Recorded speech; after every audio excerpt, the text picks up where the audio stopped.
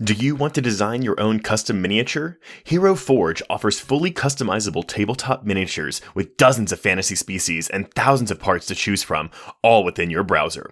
Working with materials like color plastic, acrylic standee, and bronze, and offering downloadable model files for users to 3D print their unique designs at home, Hero Forge is constantly expanding its catalog of customization options, adding new parts every week and major features like new species and custom posing on a regular basis. And as a listener of the Horror Queers podcast, you get a special deal. Use code HQ to get 5% off on all orders of physical miniatures. Visit heroforge.com to start designing your custom miniature and dice today, and check back often. New content is added every week. And remember, use code HQ to get 5% off on all orders of physical miniatures, not combinable with other sales or promotions. This episode is sponsored by Leviticus, the Sundance breakout critics are praising as a bone-chilling horror romance. Leviticus follows two star-crossed lovers who must escape a violent entity that takes the form of the person they desire most, each other. Don't miss this horror discovery of immense power that burns through the screen. Leviticus, only in theaters on June 19th.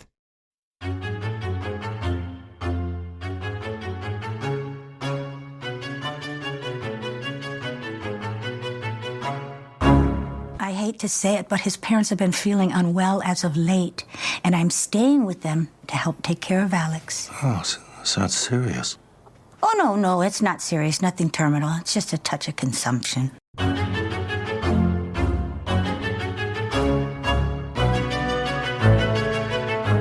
And welcome back to Horror Queers. We're talking, if convicted, you could be fined up to $5,000 or spend 6 months in a correctional facility. We're talking honk, la la la la la la. And we're talking he who hesitates masturbates. And I'm Joe. And I'm Trace, and we're talking everybody is waiting for the verdict, but you don't have to wait for the movie. Oh, the true crime connection. The true crime connection, everyone. We are discussing Ben Stiller's 1996 black comedy, The Cable Guy, starring Jim Carrey. Yes, Jim Carrey at his most Jim Carrey-esque. We can debate. I mean, this is... My God. It's Joe, I'm going to bring in our guests because they are the reason we are covering this movie, and I'm actually quite excited to talk about it. So, everyone, this should sound familiar to you. They are the hosts of Kill by Kill, a hilariously delightful weekly podcast in which they unpack all the gory details of horror cinema's least discussed topics, the characters. You may also remember them from our previous episodes on The Quiet, Witchboard, Batman Forever, Batman and Robin, Murder by Numbers, and The Haunting 1999 flavor. Please welcome back Gena, Radcliffe, and Patrick Hamilton. Hello. Greetings and salutations, Horror Queers Nation. I do think y'all might be our most frequently recurring guests on this show. It's an honor and a pleasure. I love that. I love that. Well, because I believe y'all brought up The Cable Guy. Was the last episode The Haunting? Was that the last one we talked about? Yeah. Correct. Okay. So then it was either in that or it was in Batman Forever, which might have made sense that y'all brought this up. And boy, oh boy, is this a weird movie. I love it. I do. I love it so much. Love it. Love it. I do. I just think it's, if you like, I don't know. You kind of, I know you guys are, well, maybe Trace, you're not, but Joe, you probably are, sentient when Jim Carrey was a thing. Yes. And it's just like hard to believe. Like, now you look at it and it's what the kids call cringe humor. They're making the funny faces, but I mean, he just ruled everything for like 4 years straight. Yeah, I have his rise to fame. Don't worry.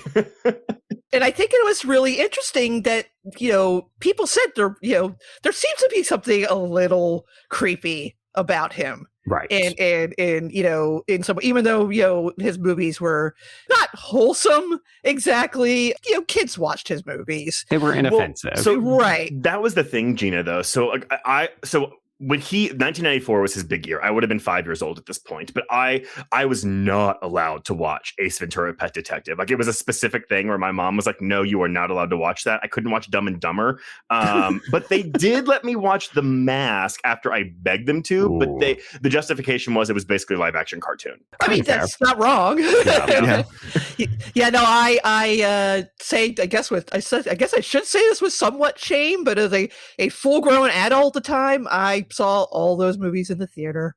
Oh, I don't think you should say that with shame, Gena. I think you and many other people were doing just that.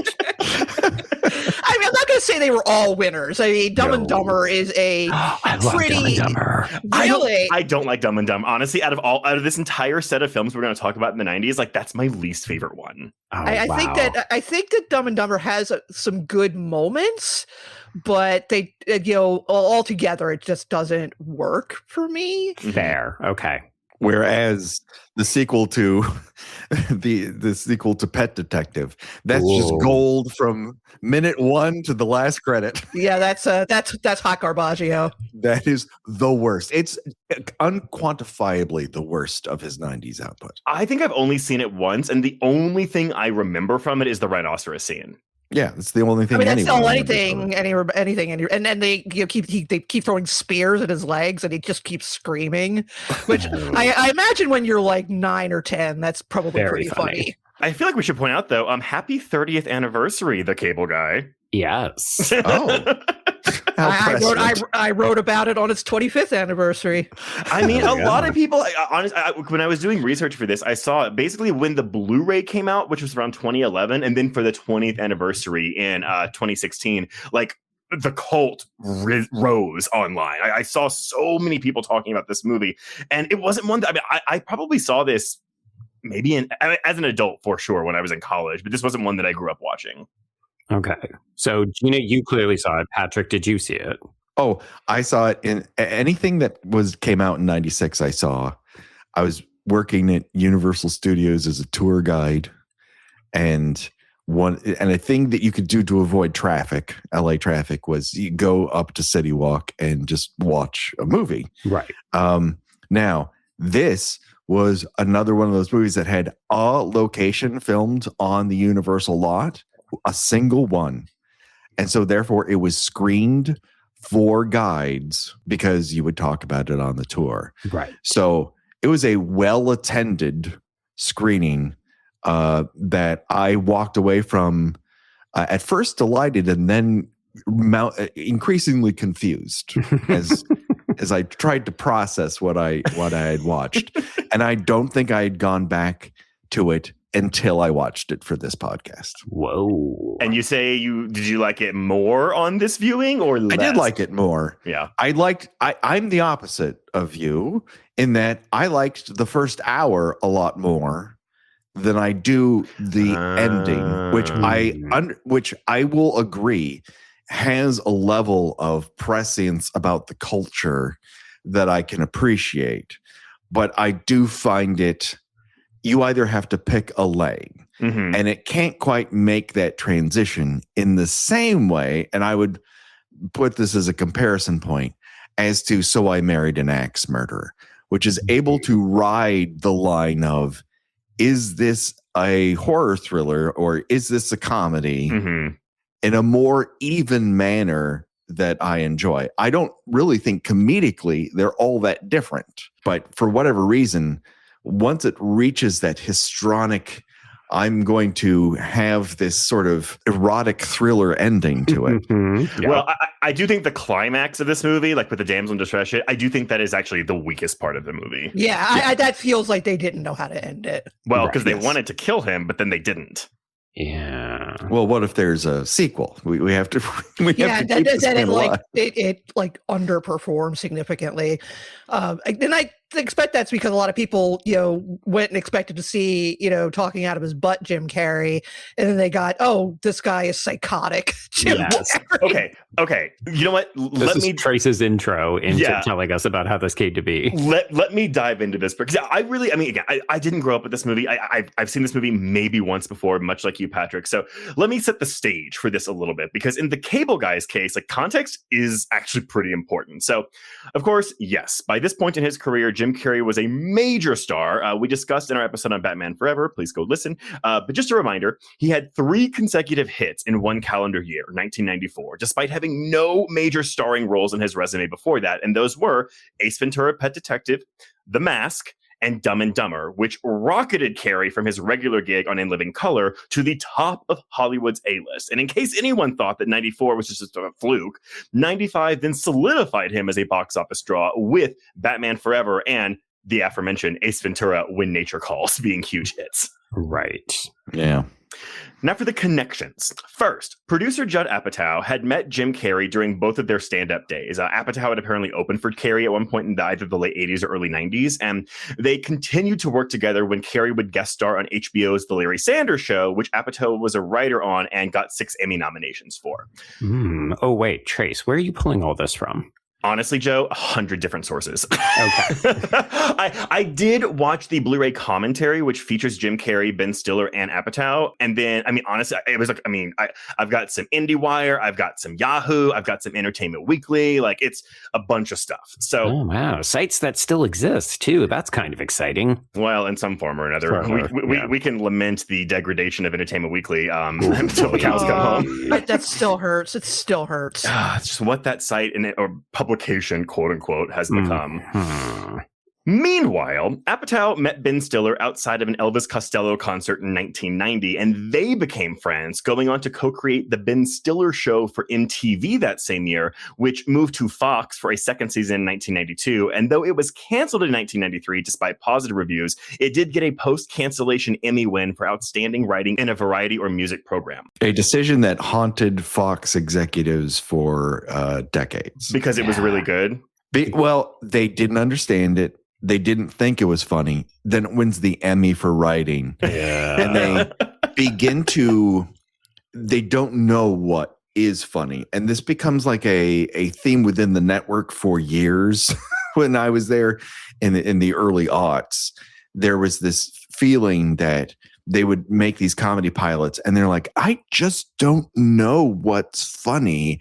And so they would kind of greenlight almost anything on a whim. It's how you would end up with like Brilliance of Arrested Development, which did not fit in with the network at all, but was unequivocally brilliant. But then they would greenlight a sitcom about a family where everything bad happens to them. And it was terrible. It was the worst thing you've ever watched in your life. And they just couldn't tell the difference. Was that the network of Shasta McNasty?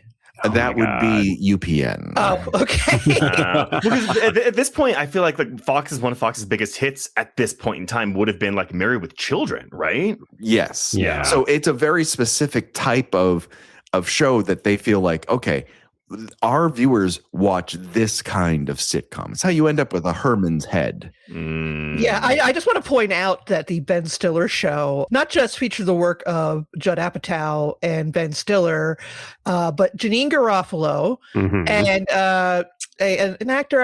He didn't really went anywhere. Let me check my notes. Oh, Bob Odenkirk. Both of whom appear in this movie. Yeah. But if you've never seen the Ben Stiller Show, I implore you to at least look up one sketch on YouTube, and that is you two playing at a bar mitzvah.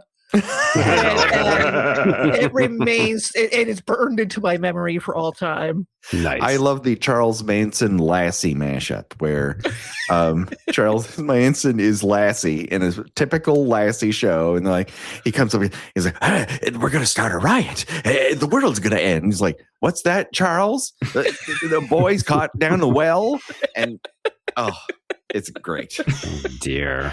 Well, so, okay, Apatow and Stiller had that connection, but then their actual first film collaboration was on the 1995 cult family film Heavyweights, which I did grow up watching a lot. Never heard of it. Oh, it's about a fat camp, but it was co-written by Apatow and starred Stiller as the villain. And I love this little factoid. So Stiller cloned that villain performance for his performance in Dodgeball because Heavyweights was a flop and he assumed no one had seen it and wouldn't notice.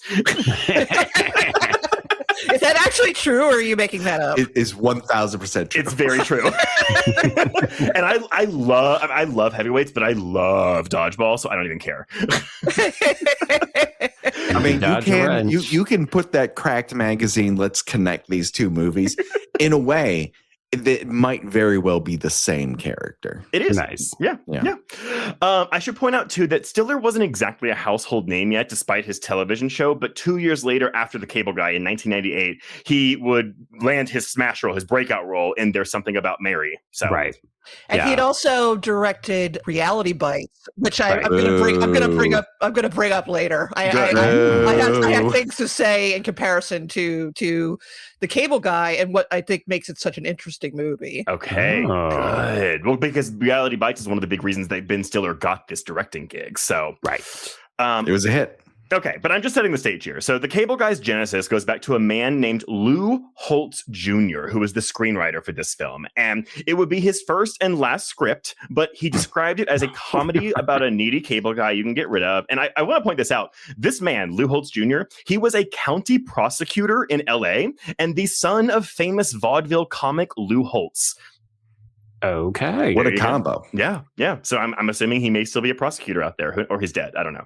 Wow. It's been 30 years. There's two options. I was an adult 30 years ago, and I'm still alive. A lot can happen in 30 years. Trace's default assumes that anyone older than him could possibly be dead at any minute. I think that is a fair thing to possibly assume about anyone. Anyway, his script found its way into the desk of producers Andy Licht and Jeff Mueller, who called it the perfect $3 to $5 million independent comedy. And comics including Andrew Dice Clay and Chris Elliott were considered for the lead role. And I assume by lead role, they mean Cable Guy, even though I don't think he's the actual lead of this movie. It's where you need the comic voice. I could certainly see Chris Elliott. Yeah, me too. Andrew Dice Clay. No. Boy, I'm glad that didn't happen. But soon, the screenplay became the subject of a bidding war, won by Columbia Pictures at a price of $750,000, plus another $250,000 additional bonus if the movie even got made. So, Right. And folks, if those numbers seem low, those were very high at the time. Like, this is the day and age where Joe Esterhaus is getting paid $2 million. Yeah. And that was like top tier. No one was beating that figure. Well, don't worry. We're going to talk about salaries a lot in a second. But at this point then, so we weren't going to use Chris Elliott anymore. We were looking at Chris Farley, who was actually attached to this movie, which pushed the budget into a bigger range. But Farley dropped out due to a scheduling conflict. And so at this point, Columbia boss Mark Canton made Jim Carrey the infamous $20 million salary offer. The first time an actor had ever been paid that amount for a single project. Good Lord. Wow. Canton's justification for this, considering there was pretty much a cap of $15 million on an actor's salary at this time, was that there weren't many stars establishing themselves in the foreign markets the same way that Jim Carrey had. Okay, so we were already starting to look international. Yes, although not with this particular movie's box office, which again, Well, hold that thought. Comedies don't always do well internationally. Except his, I guess. I guess. But also on top of that $20 million, Carrey got a 15% back-end deal, meaning his cut of the box office profit. So he, he was set with this movie. Yeah, he had everything to gain from this. And because of this, the budget as a whole rose to $40 million, half of which was Jim Carrey's salary. Jesus Christ. Yeah, it's a lot of money, man. And I just want to point, here's the rundown of his salaries leading up to this point. Ace Ventura 1, $350,000. The Mask, $540,000. Dumb and Dumber, $7 million. Okay, that's a big bump there. Batman Forever, $5 million. Ace Ventura When Nature Calls, $10 million. And then this one's $20 million. Man, Batman Forever got him for a song, considering what he's doing in that movie. Yeah. Yeah. I mean, as we discussed, he makes that movie sing. Yeah, but it was Tommy Lee Jones who made all the money on that one. He had an Oscar under his belt at that point. So Yeah. he did have some pull. Yeah. But by this point, though, Carrey at least had creative clout. So when he signed on to The Cable Guy, he persuaded Sony to hire the then 29-year-old Judd Apatow to produce and rewrite the script. So Apatow wanted to direct the movie, but Sony was instantly like, no, you're not doing this movie. But he sold the studio on Ben Stiller, who earned clout with his well-regarded directorial debut, the aforementioned 1993 slacker comedy Reality Bites. And that was enough to get him the job. Okay. Carrey also, he wanted to change the script significantly and make it much more of a comedic version of The Hand That Rocks the Cradle or Cape Fear or Fatal Attraction, whereas the original draft was a little bit more of like the What About Bob annoying friend movie. Okay, that makes a lot more sense, because when you were mentioning some of the other people considered, I thought, oh, that's a very different film. I find it interesting that single white female wasn't mentioned in a lot of these sources that I covered, because honestly, I feel like that's the closest approximation for this movie. And gay. And gay. I mean, listeners, if you're wondering why we're covering The Cable Guy, it's because I think there are horror undertones to this movie, and there a not so subtle homoeroticism to this movie. Oh, sure. I mean, like particularly in how Stephen Matthew Broderick is just sort of pushed around by his girlfriend, who clearly hates his fucking guts. Dude, oh my God. Oh, dude, other people, by the way, considered for that Leslie Mann role of Robin, people that auditioned for this were Jennifer Lopez, Heather Locklear, and Selma Hayek. Wild. Yeah. And this is actually where Apatow met Leslie Mann and they got married afterwards. So okay, that is super funny, because I was going to ask, is that why she's in this movie? Because that's why she's in a bunch of other Judd Apatow films. Yeah. Yeah. I mean, she's great. I do like her a lot. It's just, I feel like she never broke out apart from Apatow films. Like, that's probably not being fair to her career, but it does seem like he gives her the most material and she shines the most in his films. Yeah. I mean, to me, she'll always be Ursula from George of the Jungle. Oh, right. Yeah. But that was before all of this. So, but yeah, so Carrey demanded these rewrites, and basically Holtz wrote 4 additional drafts, each one darker than the previous one, before leaving the project and giving Apatow the opportunity to take over the writing. Apatow's rewrites, however, apparently they were extensive, were not credited in the film because he was a producer, and apparently the Writers Guild has a rule where, like, to get a writing credit, if you're also a producer on the film, you have to contribute a much higher amount than if you weren't a producer also doing rewrites on the film. It's meant to protect writers, so it's understandable. Yeah, basically, they want to protect writers from producers trying to grab their credit. But I think on all the interviews I read with Apatow, he seemed to really think he deserved that credit.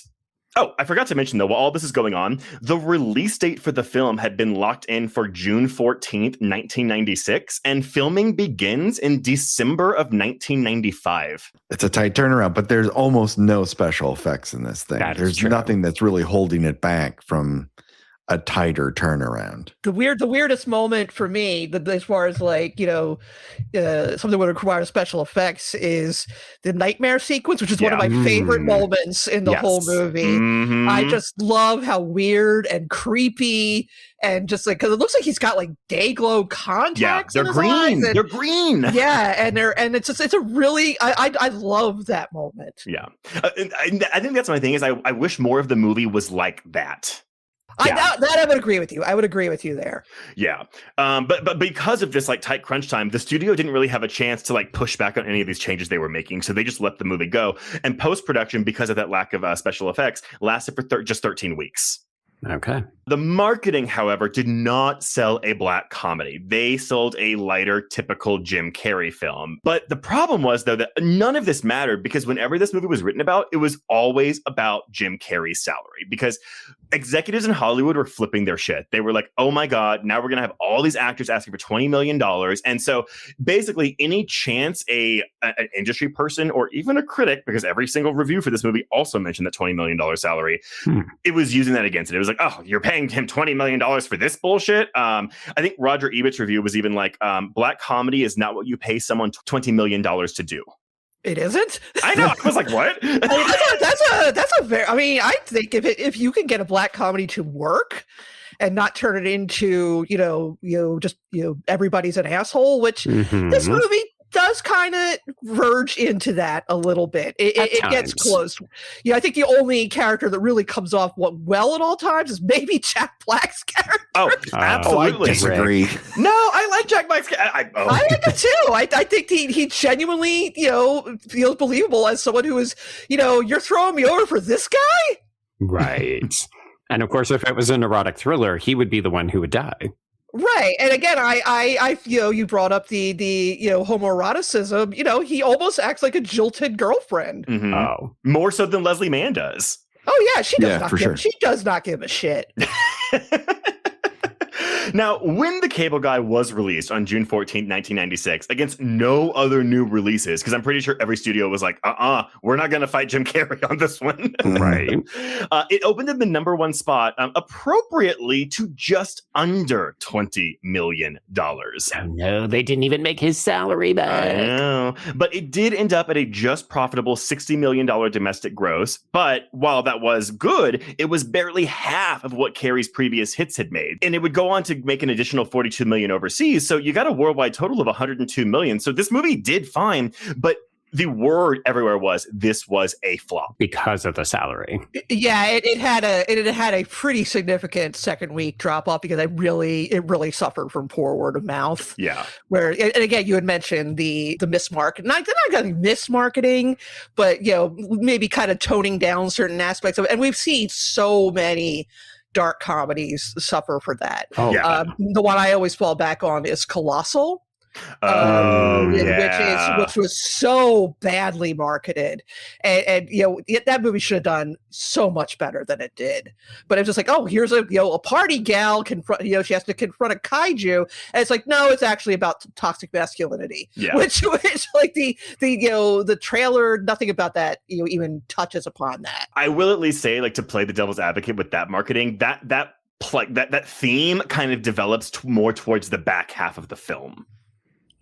Fair, but I again, like certain aspects of this movie, I found that to be the way more interesting aspect of it. Yeah, fair point. Yeah, fair point.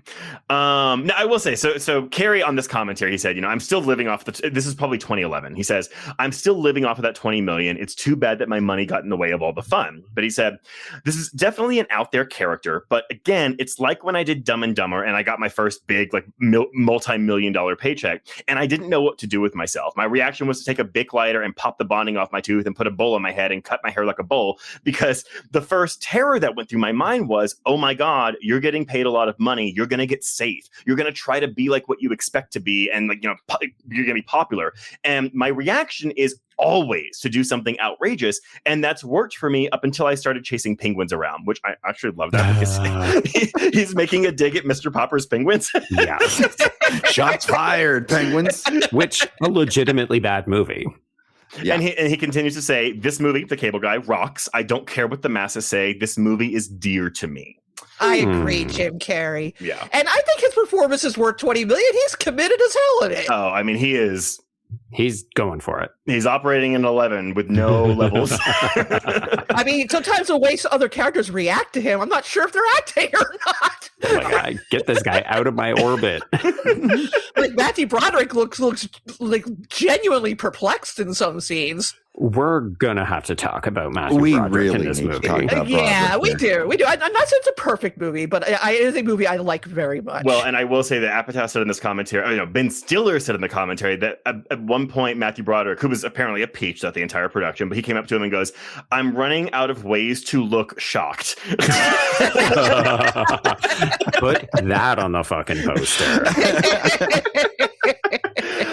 Critical reception, though, I mean, it was mixed, but it wasn't terrible. Like, we're looking at a 57% on Rotten Tomatoes, whereas Letterboxd users have given this a 3.1 out of 5. But let me just read some of the negative blurbs. So, the New York Times, a grim, sour Jim Carrey comedy that erases the boundary between anarchic humor and sociopathic malice. Correct. Okay. The Wall Street Journal, The Cable Guy is so repellent as to be almost literally unwatchable. This comedy isn't dark, it's extinguished. It isn't entertainment, it's pathology. I mean, Yeah, kind of. I mean, I feel like they're, saying stuff that's true about the movie and making it sound like a bad thing. Yeah. And as someone who frequently misuses literal on this podcast, I can say, you're using it wrong. Newsweek. It can't risk real pathos or real horror and still be a Jim Carrey movie, so the most it achieves is a kind of unsettling creepiness. Strange movie, Carrey is working his gifted butt off and we're not allowed to laugh. I would agree with all of that right up until the last line. Mm-hmm. Yeah. And then the final one, Washington Post, a grating and sinister comedy on the dangers of television. This mean-spirited marriage of cautionary tale and thriller satire is fatal attraction for couch potatoes.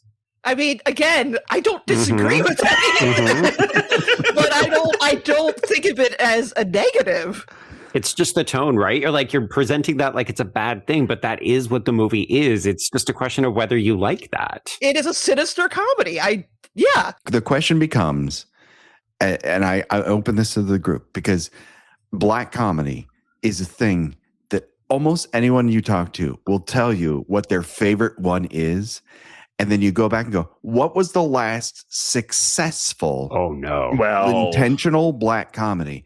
And I swear to God, you have to go back to Who Threw Mama from the Train to hit a successful black comedy that made money. Danny DeVito directed that, right? Correct. Yeah. Yes. Okay, so I would say Danny DeVito mix The War of the Roses is one of my favorite black comedies. I love the War. But I think Danny DeVito, at least up until Death to Smoochie, because that bombed really hard. But 80s to early 90s Danny DeVito black comedies, those were successful. I was going to say Death to Smoochie is another one that I will defend to the very end. I mean, I will get Joe to watch Death to Smoochie one day. He keeps bringing it up. He keeps threatening me with a good time. Because I actually do think, though, that, because I get why you don't like this movie, Joe. I totally get it. I do think you'll enjoy Death to Smoochie. Okay. Yeah. I feel like the ones I need to watch or maybe revisit, because I truthfully can't even remember if I watched them, are Duplex and Death to Smoochie. Duplex is fine, but I think it's really hampered by the PG-13 rating. Oh, okay. I think it was severely recut after it was finished. Like the finished product is not what its intended form was meant to be. Yeah. Whereas Death to Smoochie is absolutely what its intended form was meant to be. But either way, though, I mean, the negative reception blindsided everyone involved. Like Apatow said, they just thought this movie was a fun, weird roller coaster ride, or just one of those funny takeoff on all those insane neighbor movies that were coming out at the time. And so they were all like, Ben Stiller was really crushed by this because he was like, I'm never going to work again. And I they just, while they were working on it, they just didn't think that was even possible. And maybe it was because they thought they had the Jim Carrey buffer, like a shield of like, oh, this is critic proof. But then I think when audiences also kind of turned against it, they were like, oh shit, like what hath we wrought? Well, there's an interesting thing. There's a pattern with comedic actors, and I'm just gonna try to stick with examples from my lifetime. Sure. I don't know if either of you are familiar with a movie called Neighbors from the early '80s. It starred John Belushi and Dan Aykroyd. Kind of a somewhat similar plot, actually, of weird, sinister people kind of imposing themselves on this normal husband and wife who are simply too polite, too meek, whatever, to say hey, back off, right? And but the switch was that rather than playing the creepy, aggressive neighbor, John Belushi played the laid-back guy who was sort of the victim of all this. And Dan Aykroyd was the creepy neighbor? Dan Aykroyd was the creepy neighbor. And then a blonde dye job. Yeah, same thing. People did not know what to make of it. They're like, this is not what we want to see. We want to see John Belushi being, screaming and running into things.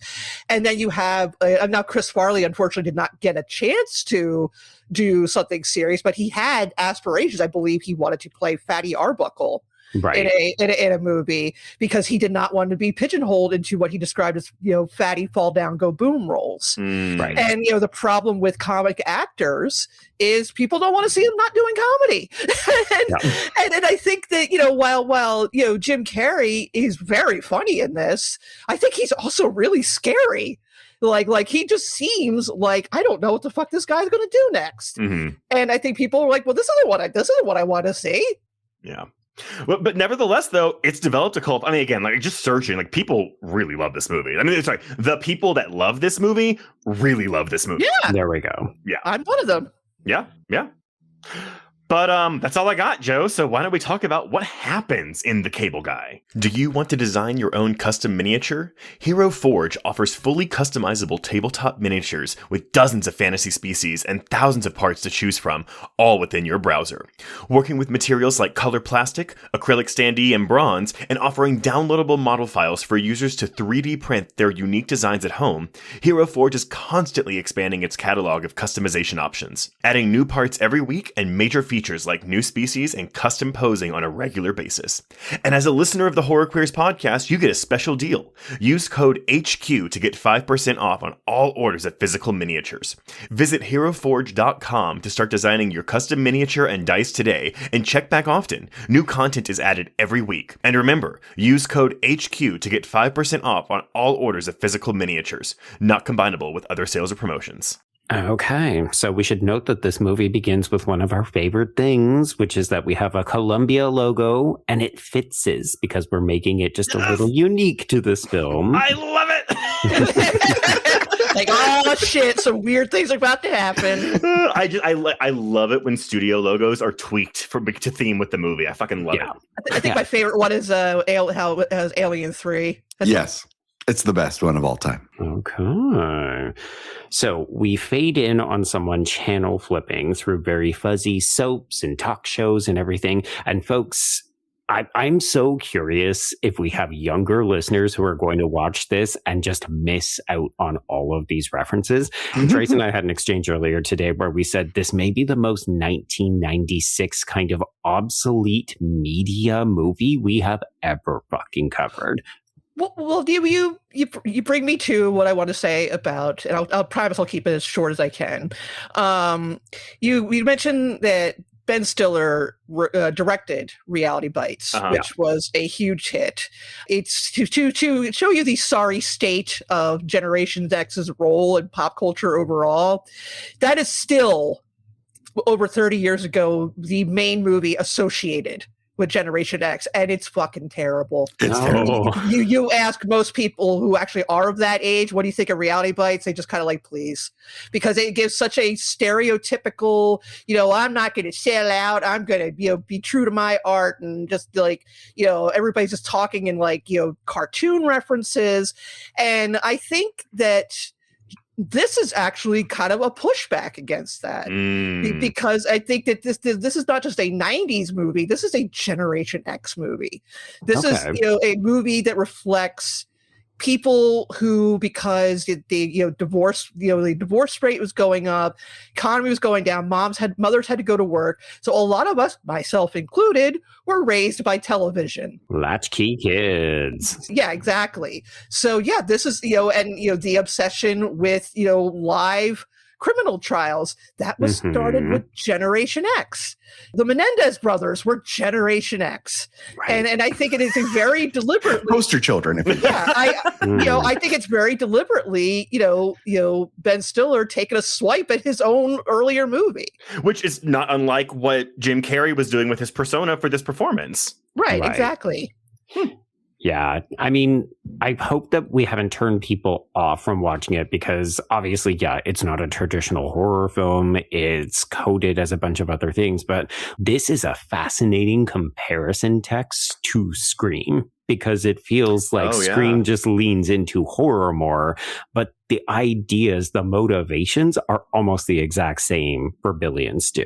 They're playing in the same pool. It's really weird how much of the media around the time is dabbling in all the sort of pop culture miasma of the moment and coming up with different ways to voice it. And yes, I believe Scream is a more successful movie and comedy than this is. That being said, there's plenty to enjoy about it. It is genuinely a fun watch for the most part, if not entirely successful.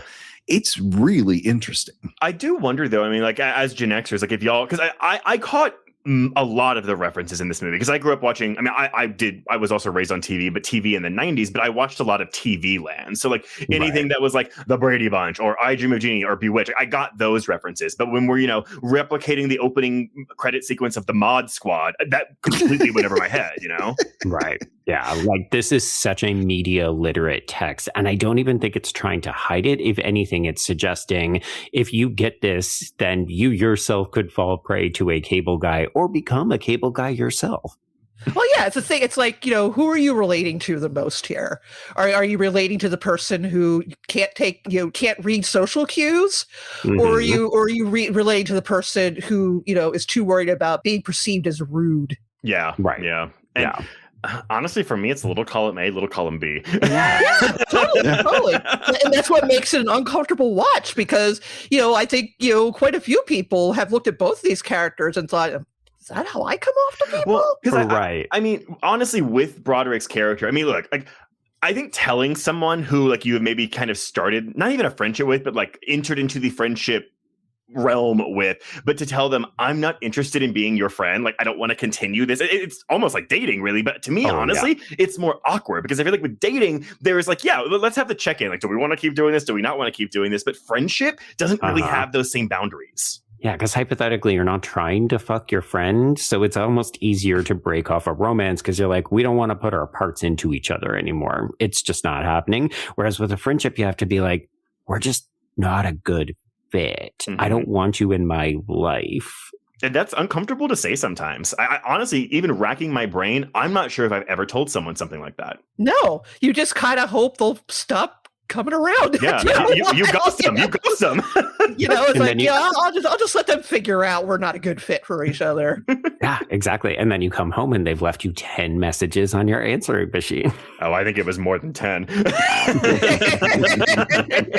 Well, it was 11, and then one of the messages was from mom and dad. Oh, right. Okay, so we've got Dinah Washington's TV is the Thing this year playing as we get a montage of Steven. So this is our de facto protagonist, ? Played by Matthew Broderick, doing his most awkward Matthew Brodericking ever. Yeah. I don't dislike Matthew Broderick, the person. I don't think I've seen a performance from him that I'm like, oh yeah, that's the one, outside of Ferris Bueller. He does not read as every man. There's something about him that's just inherently a little too high status. Yeah. He doesn't ever really feel like, this is an architecture guy. One of those movie jobs that doesn't seem to exist in reality outside of movies. But my major problem with the movie on the whole is that he is genuinely miscast here. Okay. He's not low status enough. You put Ben Stiller in his role, then you've got a movie. I agree. I just kept thinking that when I saw that Ben Stiller directed this, I thought, if he was the main character, this movie would be much more successful. I'm going to disagree with you slightly, Patrick. I do think that the visual presentation of Matthew Broderick is everyman. He doesn't read movie star to me. He's got kind of averagey good looks. Like if you saw this guy, you'd say that's a 6 hot 7 and I could work with that kind of deal. But in terms of the character, like he doesn't pop. And I think that is the point of the film. Like, why is the cable guy so obsessed with this man? There's nothing to him, but he too often to me comes off as like neebish, like just Yeah, and there was a long run of movies in the mid to late 90s and early 2000s where you have this very, very put upon protagonist where everybody, his girlfriend, his friends, his family, his girlfriend's family just like walks on him and, insults him. And that is a genre of movies that like the Fokker movies, for instance. Ben Stiller. That are just, I know, but nails on a chalkboard for me. Yes. And there's a little bit of that here, but I think that Ben Stiller plays put upon better in a more interesting and sympathetic way. Are we meant to root for Steven? Because that's why I said de facto ? Like, I think part of this is that Jim Carrey's star power, his magnetism, whether you like what he's doing with this performance, you can't take your eyes off of him. If he's on screen, he's cannibalizing every moment. And Broderick is not a good enough scene partner. It doesn't feel evenly matched. He's just getting eaten alive in this movie. Yeah, exactly. He's just being blown off the screen every time Carrey's with them. I think he's just so much of a milquetoast that it's like, dude, you've got to learn to stand up for yourself. But to Joe's point, though, I do think that's the intent. It's just he just disappears. And like, honestly, when it's just him on screen, and God forbid when he's doing anything to try to woo Leslie Mann, I'm just like, I do not care. I mean, like I said, I at the risk of repeating myself, the disgust just radiating off of him. It's like, how did you two even get together in the first place? Yeah, I don't think they've had sex. No. And drunk It's a a lot very of wine. chaste relationship. Oh, God. Yeah. So as we meet Steven, he is unpacking his new apartment because he has been forcibly removed from his relationship with Robin, Leslie Mann. And we learned that he proposed to her and she turned him down and then asked him to leave. And I feel like the most telling line of this character is when he complains to his friend Rick, who is a very young looking Jack Black. Oh, he's a baby. He's like, why did I have to move out? She could have said no and we could have just kept living together. And I was just like, oh, this is not an adult man. This is someone who doesn't understand how relationships work.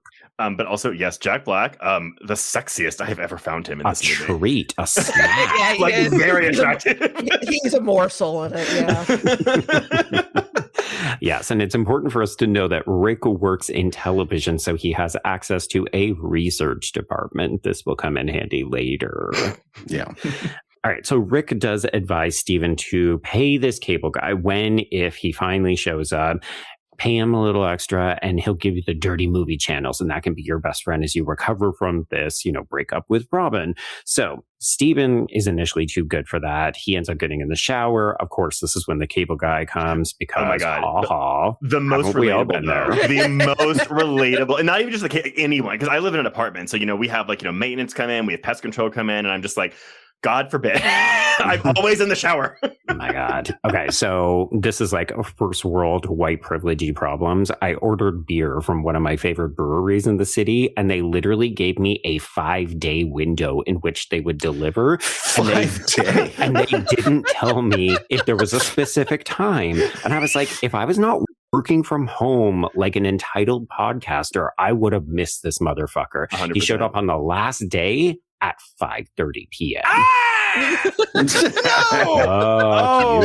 Oh, I just shat myself a little bit. Like, what the fuck? Wild. Anyway, so this cable guy arrives, of course. This is Jim Carrey. I'm going to call him Cable Guy until he names himself, which will occur at roughly the 25-minute mark of the movie. I think I called him Cable Guy in my notes the entire time because we don't even know what his name is. Spoiler alert, do not trust anything that this man says about himself. So he's aggressively buzzing and pounding on the door because it's a Jim Carrey larger-than-life performance. And of course, we get to watch him through the people as Steven frantically tries to put a towel on. He's got shampoo still in his hair. We do catch the cable guy before he leaves, but this guy is like calling him a jerk off. He half-assedly apologizes. We should also note that Jim Carrey is doing an effective lift throughout most of this movie. I forgot about this, and yeah, that was a quote choice. It's a choice. Did Adam Sandler crib this for The Waterboy? It's possible. Like, It's distinctly and possible. look, I genuinely love The Waterboy because I think the best Adam Sandler movie is the one where there's a lot of heart to it. And while it doesn't have as much heart as something like The Wedding Singer, it still has a lot of heart to it. But man, that fucking affectation with that lisp, I get it out of my movie. Here's the thing, though. Do we think that this is the cable guy putting it on for fake? Because there is a moment near the climax where he drops it. Yeah. And I couldn't figure out if we were meant to believe this was all a performance the whole time, or if he actually did listen to Steven's brother's self-help tape. I don't know. I mean, I've always taken it as it's a direct result of the punch he takes. And and it just seems to knock his Like a brain addiction thing. into a different category as this is a living cartoon movie. Yeah. Okay. Well, I could believe that. Either way, he has that list for 99% of his speaking lines. Yes. He does indeed. We try to get a lot of comedic mileage out of it. All right. So the cable guy circles this apartment. We're making sexually suggestive comments about the sweet spot for inserting his very phallic, very large drill into the wall. Tell me where you like it. Tell me where you like it. Ooh. So the sexual undertones are becoming overtones almost immediately with this character. There is no subtext. There's only no text. No. Yeah. And he also very clearly has done his research on Stephen because he knows that he has recently moved from another address and it's in Robin's name and so on. Stephen doesn't want to talk about the breakup. And our first sort of not at all subtle homoerotic line is when the cable guy responds, "No sweat off my sack." Okay. See, is it gay or is it just broy, or are they one and the same? That's a good question. I mean, certainly today, it could be either one. But yeah, I mean, I think initially, if you're looking for an honest answer, I think he is just trying to put on a, patting somebody hard on the back and just try. I think he's trying different things out with Stephen to see what he best responds to. Right. How do I be endearing? How do I make myself approachable to this person so that he'll like me? But I think that's the thing, though, and I'm not even saying it's a problem with the cable guy character or this movie, but it's like, I can't always tell on a scene-to-scene basis if he is cognizant of what he's doing and how manipulative he's being, or if it's like, oh, but this is a result of his trauma from, his mom being abandoned or whatever, like, or his mom abandoning him to watch TV. Because that was something that a lot of the reviews pointed out too, where they were like, we're asked to sympathize with the cable guy. And I'm like, I don't know if we are. No, I don't think that we are. We don't even know if that background is true. This could be the Heath Ledger Joker all over again. Right. I mean, basically, everything he says, could be considered suspect. Right. You want to know how I got this cable guy gig? I think what it is, though, is that it's like no, we the audience, and especially 1996 audiences, want to sympathize with the character because it's played by Jim Carrey, but nothing in the movie is telling us to sympathize for this guy. It's sort of like, if you're not able to put your predetermined feelings about this actor aside for this movie, that's your problem. It's like, that was actually the really funny thing about Ebert. Ebert gave this 2 out of 4, and he basically said, like, this isn't what like you want to go see a Jim Carrey movie for, but he does say, but at the same time, I didn't like the previous movies that he did. Like, I didn't like Ace Ventura. I didn't like Dumb and Dumber. Hypocrite. Come on. So he does say that in his review, but then he's like, but now when I'm watching the cable guy, it's like he said, maybe I did like that because I don't like this. Right. Oh boy, Ebert just gets my hackles up way too often. I know that people love his writing, but just every time we end up quoting one of his reviews, I'm like, you're kind of a hypocrite, and or you just don't like certain types of movies and you cannot be objective. More than Gene Bartholomew Siskel? Well, thankfully, I never have to interact with Siskel. I was going to say Gene Siskel, that's Gene Siskel for us. Siskel liked this movie. Hey-o. I mean, broken clocks. Yeah, Gene Siskel famously did not think that what Michael Douglas did in Fatal Attraction was that big a deal. Well, I mean, there's a reason that movie needed a reappraisal all those years later, because I think a lot of people missed the mark when it came to that film's release. Anyway, so we've got the cable guy setting everything up, and we kind of follow him briefly as Stephen finishes up his shower and gets dressed. And we see the cable guy playing with the remote, and, he's very adept at what he does. He's doing a one-handed trick, checking through all the channels. And this is our introduction to the murder trial of former child star Sam Sweet, who is played by the director, Ben Stiller. And he is accused of killing his twin brother, Stanton, after joining a cult called the Brotherhood of Friends. This entire subplot, if we can call it that, is to me the funniest part of the movie. I love it. I love the reveal that Eric Roberts is starring. Oh my god, that is the best. I died. You have to wait for the verdict, but you don't have to wait for the movie. It's super duper good. As someone who has spent like the last year and a half really starting to get into true crime, this was expertly done. It's so fucking good. His Menendez brothers wig is Yes. top tier. Well, okay, not to jump all the way to the end with all of this, but it feels like this is Menendez and OJ wrapped into one, right? Like 1000%. the case that we're seeing is definitely Menendez coded, but then the verdict and everyone all watching it at the same time is OJ. As a person who is living in Los Angeles, when the original incident occurred, and when OJ that first criminal trial, that verdict was literally the entire town stopped. Yeah.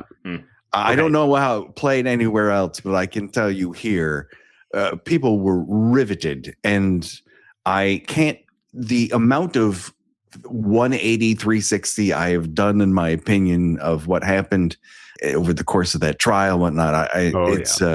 It's really been eye-opening to my presuppositions about our criminal justice system. Patrick, I can tell you, I was a grade schooler, and just basically. They stopped all classes because I was in school. They stopped all classes and announced the verdict over the intercom. Oh my God. What? Because that's how big it was. Everybody needed to know. It was like, you need to know, and you need to know right now. Wow. This is wild. We interrupt your learning day, children. Truly, biology, go fuck yourself. Don't you want to know? Okay, so Stephen comes out. He is now dressed, and he has discovered that all of the furniture in his living room has been rearranged. And then we continue just these awkward interactions with the cable guy, who gives him his personal pager number. Oh my God, everybody remember pagers? I do. Terrifying. Folks, if you need an explainer, go back and listen to our episode from year one, Swim Fan, where we talked about it. Because I did not, I think I talked how I never knew, I never understood how pagers worked. Because yes. He was like, I don't understand. How do people call these? What do you do with that? Yes. Okay. So we have the cable guy's personal pager number because now he's one of his main friends. And Steven's request for extra channels are approved. And all you have to do to compensate him for this is basically make a date. Tomorrow night, we're going to go and check out a satellite. You did this at the top of the episode, Joe, for your thing, but I did get a hearty belly laugh out of the way he says facility with that facility. Yeah. It's a typical Jim Carrey trademark. Just wait, what is he doing with his mouth? How does a mouth even do that?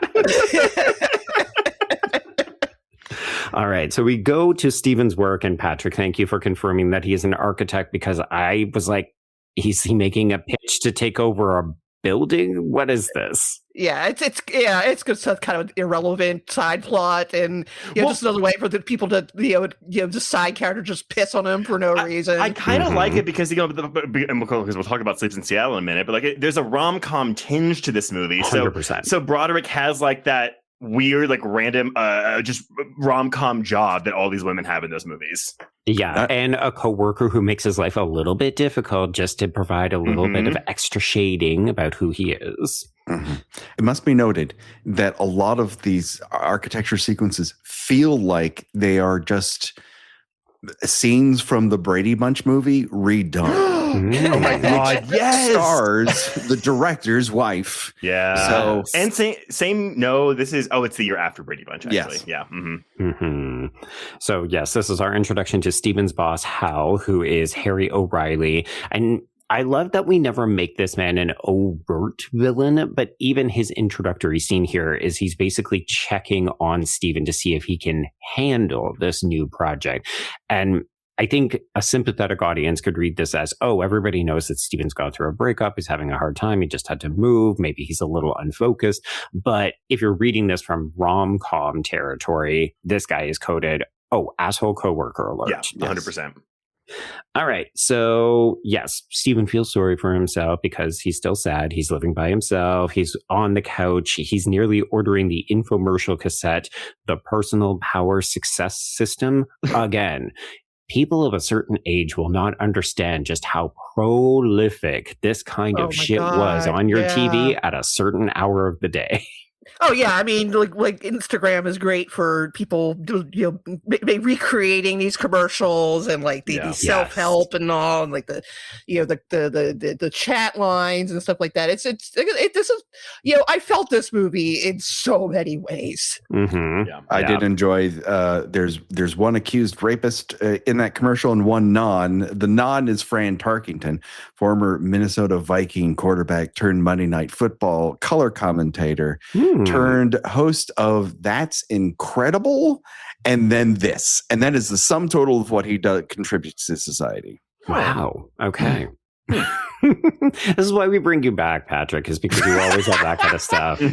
Let me tell you something. The Horror Queers audience loves Fran Tarkington. Well, it's either that or, I always flash back to our Murder by Numbers episode where I think you took us on like a 10-minute description of different Los Angeles roads and parks. I was like, this is very specific content. I am a bit of a location whore when that comes to that stuff, yes. I think Los Angeles people are often. They're like, so many movies have been filmed here. I have to let you know about them. And it's like vomit. We're chatty Cathy's and we're all pulling our own string. Well, speaking of lines that probably bring us a little bit back. So when we go to this satellite date, one of the things that the cable guy yells is that we're going to ride on the information super highway. Yep. Mm-hmm. This is back before we had internet, kids. This is what we used to say about going on the World Wide Web. Yeah, and later he talks about being able to communicate, in real time with people overseas, and I'm like, okay. Wait, he's like, you can play Mortal Kombat with your friends in Vietnam, and I was like, correct. Yeah, keep in mind, 96 was sitting there like, sure, I guess. Yeah. Totally. I wrote in my notes, everything he's talking about will come to pass. Yes. He's not lying. He's not lying. As will parasocial relationships. Mm-hmm. Mm-hmm. So this is where Stephen mentions his speech therapist brother, and we start to then open up a little bit. So he starts to talk a bit about his separation from Robin, and the cable guy gives him some really sage advice. When your love is truly giving, it'll come back to you tenfold. Oh, it's okay. This is actually a line from Jerry Springer's closing line from Friday's show. I love that. So this is also when we get the cable guy's name. So I'm going to refer to him by the name he uses for the rest of the plot synopsis. Chip. We'll call him Chip until we discover Chip is probably not really his name. Yeah, I gotta say too, the show this is borrowed from, I had never heard of this show before. Like My Three Sons. Well, yeah, because it was like 1959. But I looked it up and I was like, it stars Fred from I Love Lucy, because I watched I Love Lucy all the time as a kid, but I didn't watch this. The only thing I know about My Three Sons is they used to have an interstitial on Nick at Night that played to the theme song that went, "It's my three sons, it's my three sons, it's my three sons on Nick at Night." It's stuck in there. I don't know how to get it out. If someone in the audience knows how to kick me in the balls hard enough for it to dislodge, I'm fine with it. And I will say that the title card for My Three Sons plays in the opening credit sequence of this movie. Yes. Oh, okay. In one of the fuzzy, staticky images. Got it. Also, Patrick, no one's going to kick you in the balls because your list might come back. Oh, okay. All right. So I do appreciate that there's this other uncomfortable moment when the date is over and Chip proposes that they're now friends. And Steven just looks at him and goes, "Well, goodbye," and then leaves. because Carrey does this like really goofy but also simultaneously extremely creepy smile, and he waits a beat and he just goes, "Goodbye." Mm-hmm. I don't know what to do with that. Because again, the advice he gave him too, on top of all that Jerry Springer shit, was, Sleepless in Seattle is going to play on cable. And I thought that was actually pretty appropriate, because as much as I love Sleepless in Seattle, Meg Ryan is a stalker in that movie. 100%. Oh, I mean, that's about at least half of romantic comedies. Yeah. You were sleeping? Yeah, this is straight up stalker behavior. I mean, You've Got Mail, he does like reconnaissance on her, and then uses the information to to like craft himself into someone she might like. Yeah. That's fucking creepy. I love romantic comedies because they are populated exclusively by psychopathic characters. Yeah. It's amazing. And then we all aspire to have a love like that in real life. Yes. Okay. So, needless to say, Stephen will try to put all of this advice to good use when he meets up with Robin at a coffee shop. And it seems to be working. Yes, come over, check out the new pad. We'll watch Sleepless in Seattle. We'll drink a little bit of wine. So he feels like he's making progress.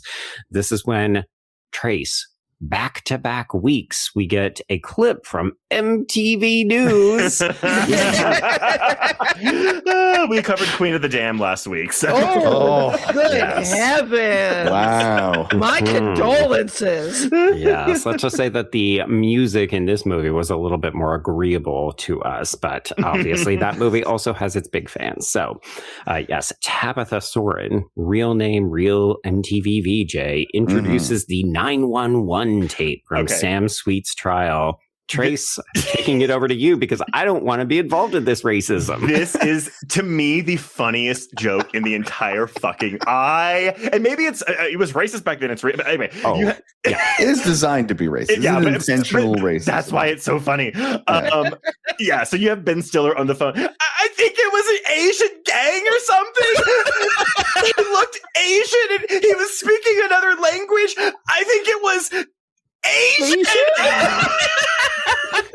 Just like, oh yeah, white people would say this. This is 1996 Karen. Yeah, keep in mind, like this is from the same period where, like, oh, it was a black guy who Casey Anthony happens after this. Yeah, where you they gave me a little bump on the head, but like shot my wife 11 times. I mean, this was fucking. This sent me. I was like, I love the pause because you're thinking about it. Asian. But I think the other thing that works so well is that that's the audio that's being played in court, and you get to see Sam Sweet react to this, and he looks like, oh my God, I sound like a fucking idiot right now. I couldn't have come up with a plan for all the cops. Okay, so it's time for Chip to crash Roundball in, I remember this from all of the trailers because it's Jim Carrey showing up in a tank top and shorts, so gay! He does warm up appropriately. I will say, somebody who used to do karate, the concept of doing ladders to kind of like ease yourself up with a little bit of cardio so you don't pull a muscle. Yep, I 100% did this. Everyone looks at him like he is an alien, but then he overdoes it because I appreciate that Ben Stiller films this in slow motion so we can just enjoy how aggressive and standoffish all of this is. And of course, it culminates when he literally uses Rick's back so that he can dunk and he explodes the backboard. It's fine. I don't find this scene particularly that funny, but I mean, this is just to turn all of his friends against him. Yes, he's isolated. Mm-hmm. I will say this to me feels very traditional Jim Carrey. Like he comes in, he acts like an imbecile or somebody who cannot function in society, and everybody looks at him like, what the fuck is this? Mm-hmm. It's like every Jim Carrey movie I've seen. So part of me thought, okay, well, people are coming to this looking for his usual shtick. This is going to give it to them. Joe, out of curiosity, what are like the major Jim Carrey comedies, like pre-Eternal Sunshine, that you have not seen, or have you seen all of them? I have seen all of them. Okay. Do you like Liar Liar? I here's the thing. I just always find that he scream yells. It's actually kind of the same issue I have with Adam Sandler. Yeah. I mean, it's just not really my brand of humor, but I do enjoy a slapstick kind of moment. So I think the reason I like Dumb and Dumber is because there's a lot of really good sound cues. Like there's a moment where Lauren Holly gets hit in the face with a snowball and the sound effect sounds like someone has rung her bell. Like it's so outsized for what we have gotten, but like also I find the diarrhea scene to be very funny. I was gonna say, I think if anything, Jeff Daniels is way funnier in it than Jim Carrey, and also because I do find him. Yeah, we've never up to that point you've never seen Jeff Daniels do that kind of comedy before. Yeah. I think the other reason that I don't mind Dumb and Dumber as much is because it gets referenced in a movie montage sequence in The Sweetest Thing. Just shows how gay I am. That's fair. Honestly, more power to you. That's fair. No. Okay, so yes, Chip has basically destroyed the basketball evening. This has not endeared him very much to Rick, so we understand that this guy is just super weird, and then we don't want to go and get a Heineken. Again, gay! So we get Steven going home, and he discovers that there are a gazillion messages from this guy on his answering machine, and they just get more and more unhinged, and you're just like, I do love the one where it's, oh, I was in the shower and I thought I heard it, so I just wanted to call you back and make sure you didn't call me. Well, then, this is, where the elements of that this is actually a one-sided romantic relationship come in. Because, every single person has had a friend who dated someone. Like, please don't bring them around anymore. Right. They're either they're a bummer or they're obnoxious, or, we can see this is not a good relationship for you. Mm-hmm. And then, eventually you just sort of, they sort of cling to this person, and then they start feeling defined about it until you're isolated. Right. And and again, you've got the where are you? Why aren't you calling me? What it's like, why aren't you picking up? Like you platonic friendships don't act like do that. this. No, not at all. Yeah, this is obviously escalating to stalker-ish behavior, and we can all realize it. Obviously, Steven is starting to get the kind of spidey sense about it, but there's never any sense that Chip is figuring this out, right? No, because he's a lunatic. Yes. Yeah. Okay, but thankfully we have Robin arriving because we're going to do our Sleepless in Seattle movie date. Quick soundtrack note, standing outside a broken phone booth is still a banger, and I listen to it all the fucking time. I love it. Probably one of the most underappreciated one-hit wonders of the 90s. Yeah. Good one. But unfortunately, this date is not going to go very well because the cable has gone out, everybody. Well, and I love to his immediate reaction is, oh, the cable guy's my friend, I can do this. It's like, you kind of just insulted, like, you ignored him. So why? I just find it interesting that he expected everything to be fine. But he never really picks up on cues. He's not particularly interested in other people. Yeah. And that seems to be his main Achilles heel, even more so than I don't have the guts to actually say the things that need to be said. It's that he genuinely, life sort of starts and stops at what happens inside his head. Yes. As opposed to any other human being's emotional well-being. And that's why I think it becomes a bit of an issue. Like, I think the movie doesn't fully understand that we don't really like Steven. It's not about him getting to a point where he asserts himself and he grows a backbone and tells this guy to fuck off and he gets back together with Robin. Like, that's a very conventional story that I think the movie thinks it's doing. But this guy, like, Steven is just obsessed with Robin. It's all he's really thinking about. It's the reason why I really like that moment where Rick says, hey, we have concert plans. And Steven is like, oh, was that tonight? Because I'm trying to get back together with Robin. Sorry, I gotta go. And you realize this guy is super selfish. Of course he's not a good friend. No. He'd be like, not that he should be a good friend to, but he is initially just using Chip. Yeah. Yes. And I think that there's a certain level of classism there that, I'm gonna slip you some money. You people will, do favors for, and I think that he thinks that saying that he has, an in with the cable guy will impress Robin somehow. Yeah. Oh my God. And in 1996, maybe it did. No. I'm just thinking back to Gremlins when Judge Reinhold is trying to ask out Phoebe Cates. He's like, "Come on, we're talking cable." It like does feel like a that he bit had of a cable. status. Yeah, well, but 1984 maybe, but not by 1996. Yeah, but like also like he's so desperate to impress her that like, oh God, fucking forbid the cable went out. It's who gives a shit? Go take a walk. And that is another thing. Like, and I don't even know if it's important that we like, because this comes up a lot in romantic comedies even more. I'm like, I don't really get what's so great about Robin. Like I said, she does not like him. Yeah. Like, take the hint. When someone not only turns down your marriage proposal, but kicks you out Like for daring to ask, like, why are you even trying to, like that is a clear message.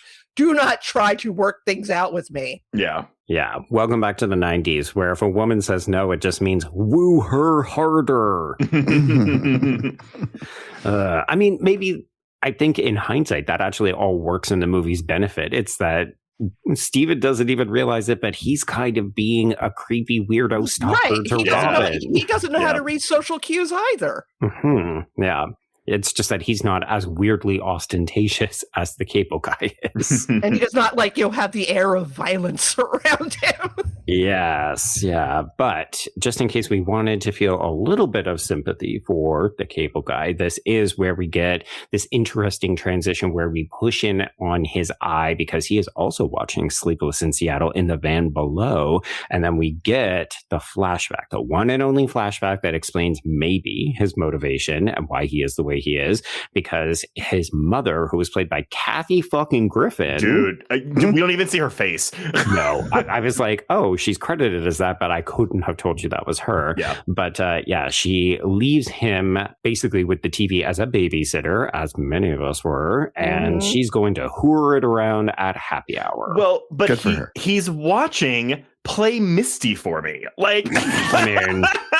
Which, Joe, we have to add that to our list, by the way. I don't know if you've ever seen it, but Yes. it's really good.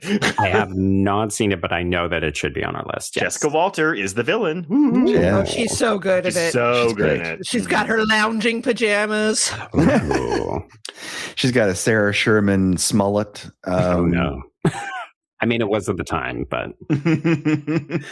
Okay, folks, let's talk about medieval times. Not gonna lie, this is kind of hilarious because I have a friend who wants to come and visit me, and we are literally going to go to medieval times because I've never been. First time I ever went to medieval times was probably a year or two before this movie came out. Nice. I didn't know that. I don't think I've ever been to one. I know this. And they look exactly It's like just that. like this. It's exactly They that. probably filmed it at the one in Anaheim. Yeah, I think they did film it. They said this scene I think took like a whole week to film. I think. It's long. It goes on for way longer than I expected. Yeah, it's because Ben Stiller is a Trekkie, and the entire fight scene that they do is an homage to the Star Trek episode Amok Time. That's it. That's all I have for you. Yeah.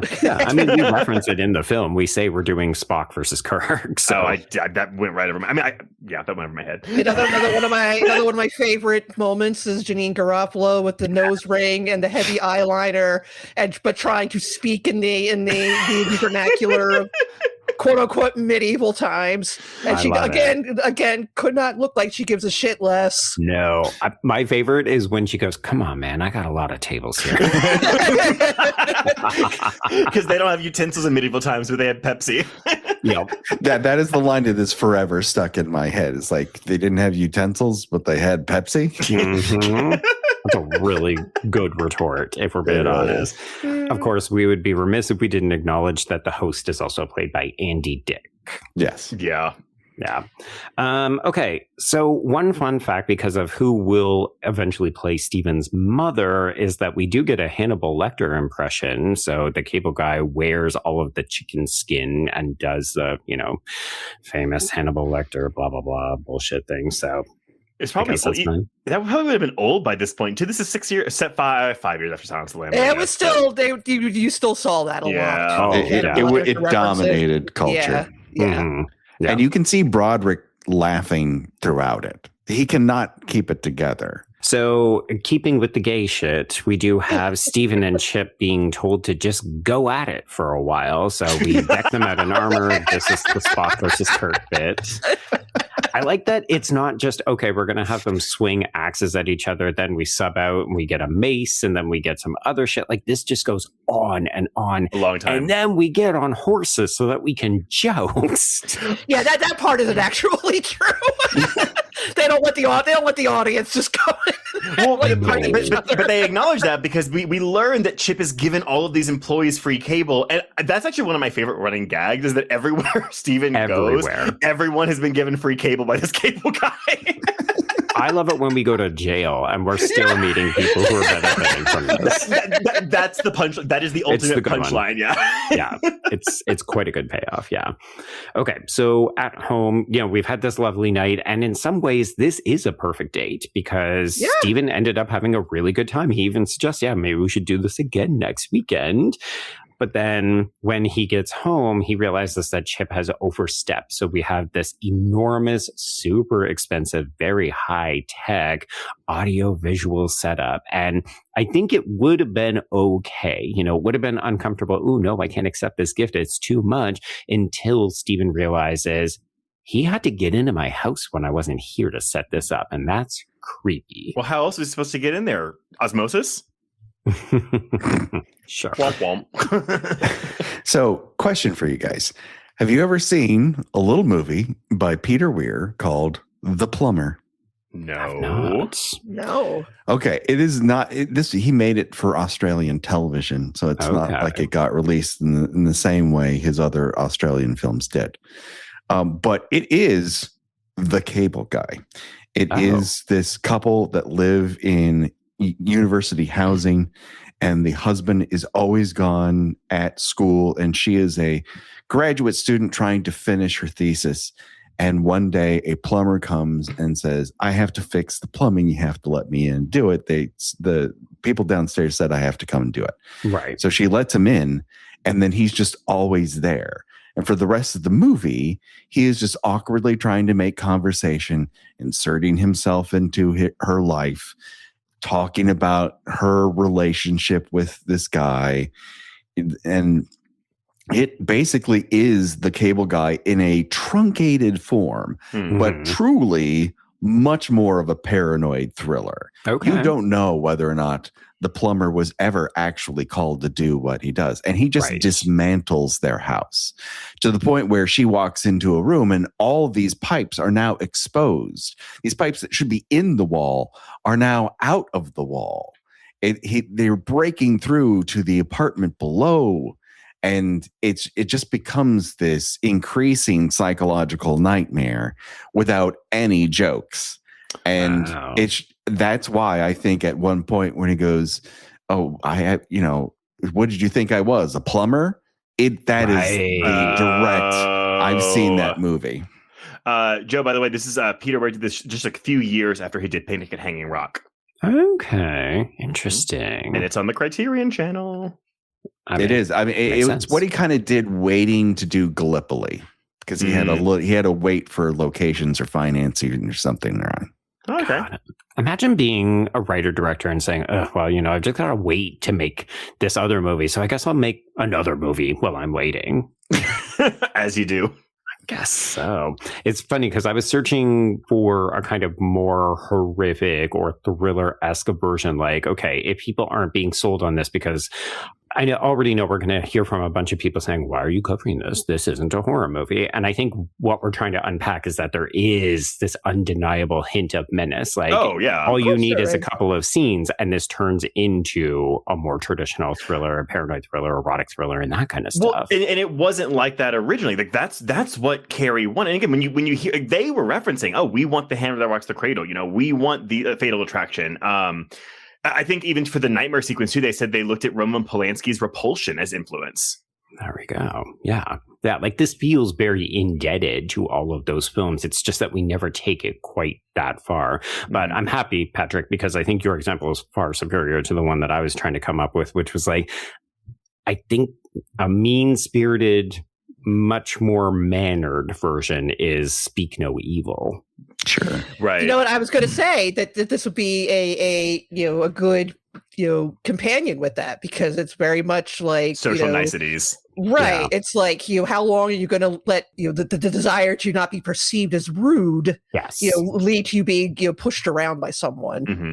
And people famously could not get on board with that original film. Like, I knew so many people when that showed up on Shudder and it was widely available.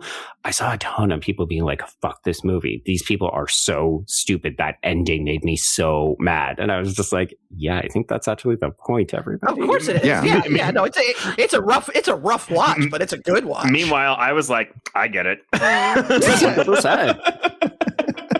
Yeah, folks, it's a good double bill. Watch the remake too, because people slept on that, and it's like a kind of different movie, and it's really interesting to compare what an American remake does with it.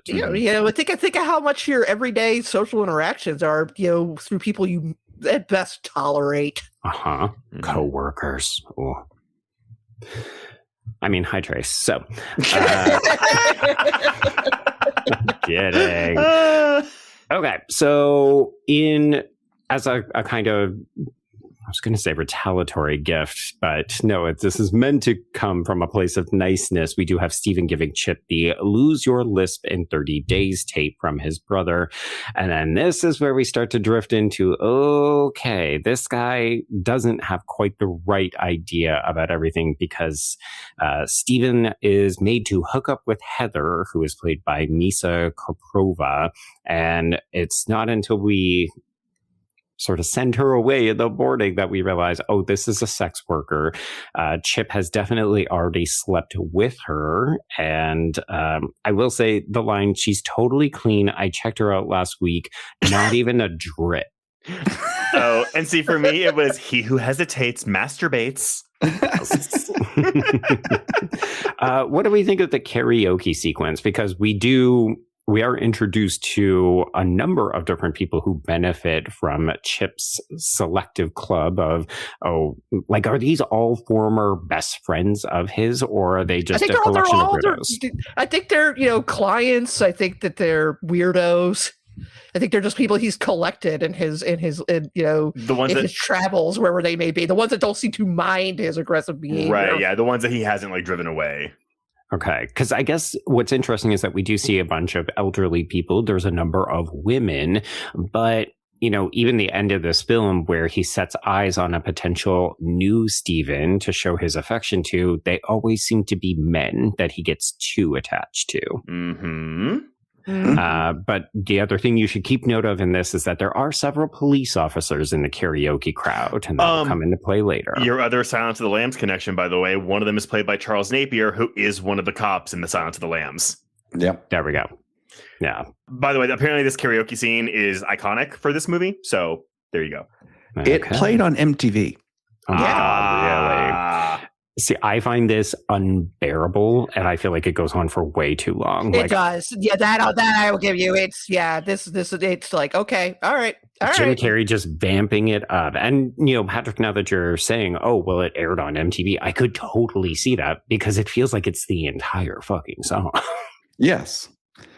In case you were wondering, it's a Don't You Want Somebody to Love. It was just straight up playing this, and they just played it like it was a music video. And I don't know that it worked to get butts in seats. I think people were really I don't know what they were anticipating. The poster does not communicate larfs a minute. It's very much communicating Jim Carrey is a nefarious character in this. Yeah. And I don't know if people just didn't want to believe it, but they wanted butt ventriloquism. Well, I think we all do. When pressed, yeah. All right, so after we discover that Heather was a sex worker, it's the 90s. We don't respect women or sex workers, so this is a big fucking deal. Yeah. And we throw Chip out, so we don't want to be friends with him. So Chip has to go the extra mile to win him back over. He's going to do a bunch of things. So the first is that he's going to beat the absolute shit out of Robin's shitty entitled date, who is, of course, played by Owen Wilson.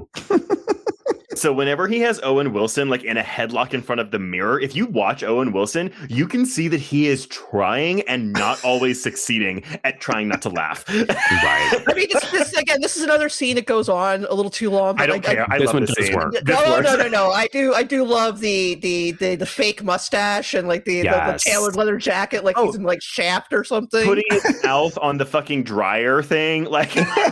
I mean, we're made to fillet something, right? Yes. This could have gone on for another 5 minutes, and I would have been fine with it. This was an all-timer fight scene for me. You know why it works? Because it's slapstick, folks. Yeah. It's undeniable. You cannot go wrong with this.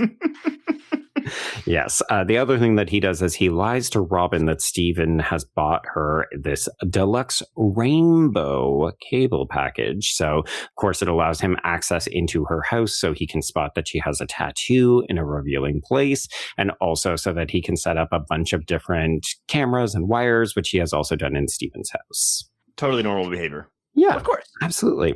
And in between these two acts of kindness, which will, of course, not come back to bite Steven in the ass in any way, we do get to see the ad for the made-for-TV movie, Brother Sweet Brothers.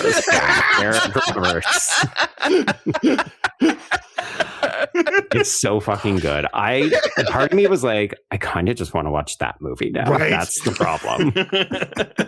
Because you could pay Eric Roberts $5,000 and he would have made this movie. Oh, absolutely. 100%. I can't see the man and not think, they took my thumbs, Charlie. They took my thumbs. Okay, so Robin is very impressed. She's bowled over by this demonstration of love from Steven. So she ends up calling him up and saying, I love you on the phone. So of course he's going to... It's cable. She gets him cable. He gets her cable. And she's like, okay, let's get back together. All right. It's so funny because, Gena, it wasn't the HBO slogan for the longest time, like, it's not cable, it's HBO. It's not TV, it's HBO. It's not TV. Oh, Yeah. man. Okay. But don't y'all know free cable is the ultimate aphrodisiac, Steven? Oh, my God. That's a DD. Yeah. That's just Cartman. Are we that far removed, everybody? Ask yourself these hard questions. Yes. Okay. So we're basically at that part. That's what Chip tells Steven when he finds out, oh, wow, you did all this stuff for my ex or the girl I'm trying to get back together. And Steven still goes through with this breakup. So he says, you seem like a nice guy, but I just don't have any room in my life for a new friend. And take out the words new friend and put in lover, boyfriend, whatever. It all still works. But at least he did say this. Like, that is character growth, I guess. It's his breaking point. Yeah. Yes. This is where it's reached the point where he has to actually say these words out loud, despite how awkward it makes him feel. Mhm. And then the movie teaches him the lesson that he should just shut up and take it. But that's why, so honestly, though, from this moment on, up until he kidnaps Leslie Mann, this is, to me, the most successful comedy in the film. True. Interesting. Okay. So we have Chip calling Robin and basically saying, hey, I'm the guy who installed the cable. I'm a friend of Steven's. I'm getting a little bit worried about him. He refers to himself as a nervous Nelly. Folks, these are all queer coded terms. Mm-hmm. But basically, he then frames Steven for all of the stolen AV equipment that we left in his apartment. And of course, he gets arrested in the middle of a meeting at work. And By the cops from the karaoke party. By the cops from the karaoke party. And we should note that the secretary or the woman who comes in to let him know is Amy Stiller. Oh. Yeah. We should also note that during this arrest, we have Steven replaying all of the lines that Chip used when he was talking about this AV equipment, the karaoke system, and all this stuff. So we just hear the echo, cream your pants, cream your pants, cream your pants. It's funny because it's stupid and sexy. Uh-huh. Yes. Does Sliver come out before this or after this? I think it's before this. I think it's feel like- before. It's before, because I remember that cover of Can't Help Falling in Love was a big hit, like 94, 95, and that came from that. That sounds about But right. another movie in which the cable system seems to be used as a surveillance system Yeah. Oh my God. against people. Oh yeah, I mean the whole idea of like, someone being able to watch you at all times was like, that was just the most terrifying thing imaginable. Now we're like, comes with the territory of existing in this world. Because to bring up another Jim Carrey film, now we're all in the Truman Show. True. This is also true. I think, Gena, the biggest issue, the biggest problem that Sliver has is that the idea of Billy Baldwin from that era stalking you. Like, folks, this is very glib, obviously, but he is so devastatingly fucking hot that if he wants to outfit my entire apartment with surveillance technology, but I get to touch that hair, it's like fair trade-off. It's like, here, put the camera this way. This is where I get dressed in the morning. Truly. Yeah. Okay. So obviously Stephen is sent to jail, and because we can't get him a hearing in front of the court, he's going to have to spend the weekend. So this is where we're introduced to his dad, who is played by George Siegel. And I love that his dad is presented as so straight-laced. Like, this is where Stephen kind of gets it from. His dad shows up and is like, "Are you taking the pot?" The pot. I still refer to it that way. Are you on the pot? Are you on the pot? See, though, that to me says you're on the toilet taking a shit. Wow. Also applicable. Yes.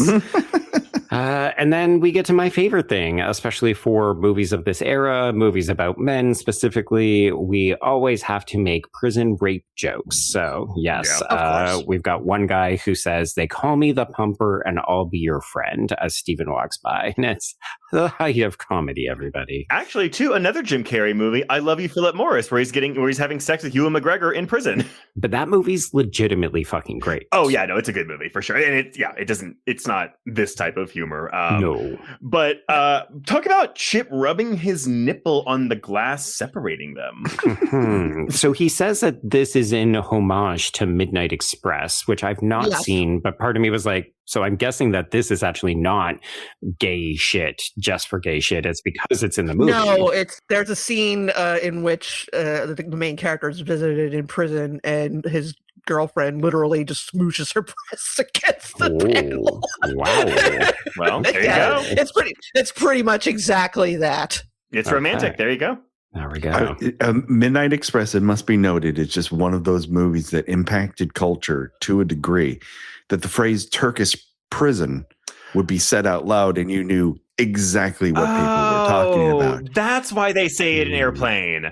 Yeah, I don't know. I think it's one of those movies where not a lot of people have seen it in recent years, but everybody knows at least some reference from it. It kind of permeated the culture, and has one of the coolest Giorgio Moroder soundtracks you're ever gonna fucking hear in your life. It is pure cocaine, and that's saying something because he also did the soundtrack to American Gigolo.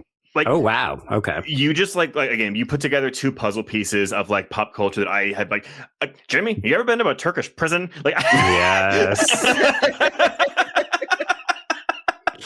You ever get semen in your eye? And it came out 2 years after Midnight Express. There we go. Okay.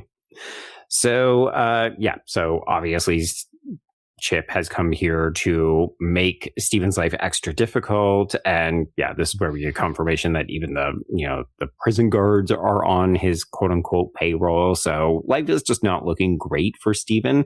I do love that we get confirmation his dad came to visit him, but it's Rick who bailed him out. And I was like, why didn't the dad bail him out? No one loves him. Yeah. He wouldn't learn his lesson. Could just be that, yes. But we are going directly from this to a dinner party at our parents' house. So we have taken Robin. We should note that Rick did agree to start looking into who Chip is. So he's going to go and use his professional expertise. We'll hear back from him in a bit. But first, we have to go to an awkward party at the parents'. And of course, somehow Chip is there and he has ingratiated himself and he is the life of the party, including playing porno password, everybody.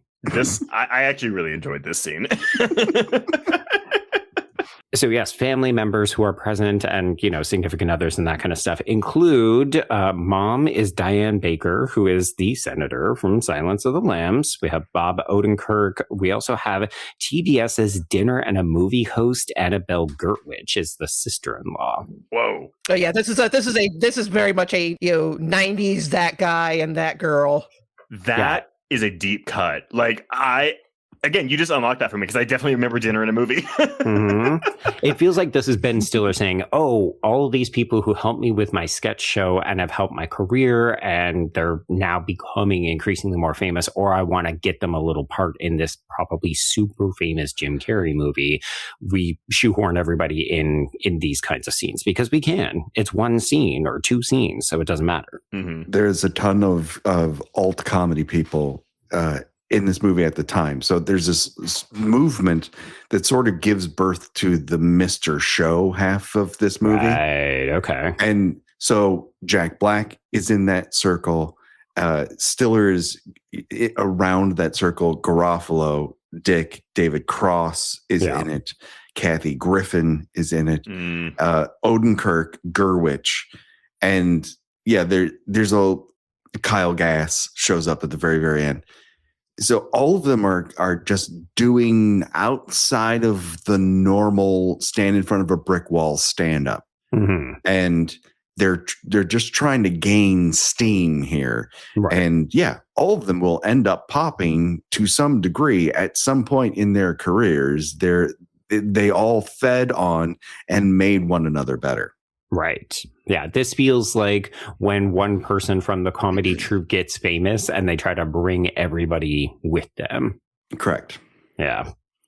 Okay. So we should note that Chip is the life of the party. And of course, Steven is the wet blanket. He ends up getting into a fight and everybody's like, what is your fucking problem? This guy's amazing. So it's just Steven's life is spiraling out of control. It's not going to get any better because he's about to get fired from work. And this is very 90s technophobia thriller, right? You know, I said something and then it shows up on every fucking computer. The Net came out the year before this movie. We've talked about The Net enough, Joe. We just need to cover The Net. Fuck it. The gay is Sandra Bullock. I mean, Gena and I have talked about The Net with Jen on White Ladies in Crisis, and I maintain that movie still holds up. It's still a fucking really good time. It's a great movie. I love it. She orders pizza on the internet. I was going to say, just watch it when she just orders from pizza.com. I think it's pizza.net, actually. I think it is .net, yes. Someone owned pizza.com. Well, it's not called the com, it's the net. So terrible.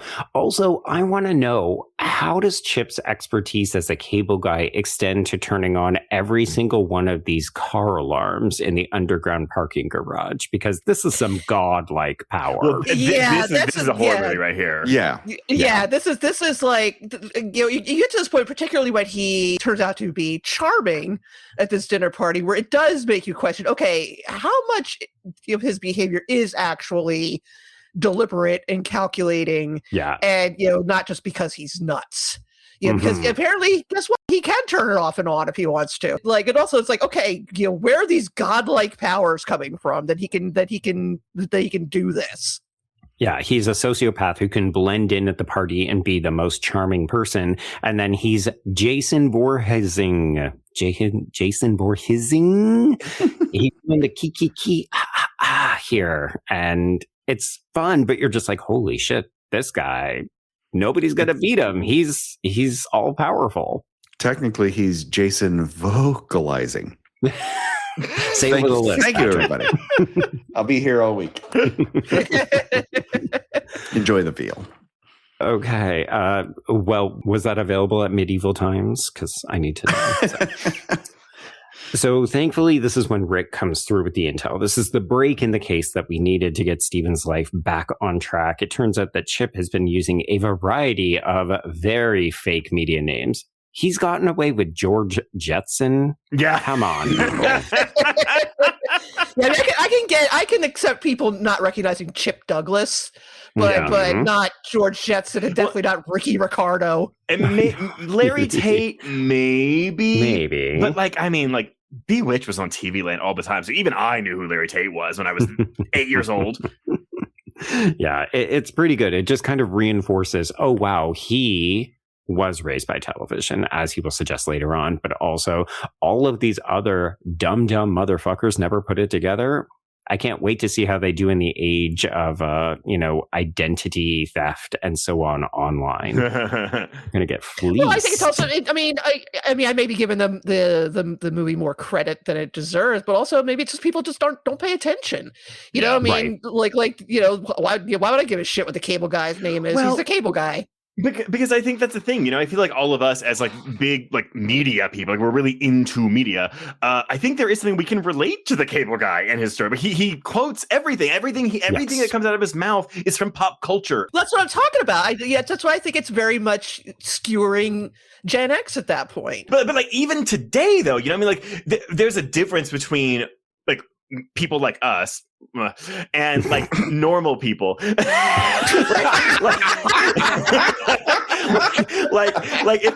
if I mention a random character's name from a current TV show to a person who wasn't as into TV or movies as we are, they wouldn't know shit.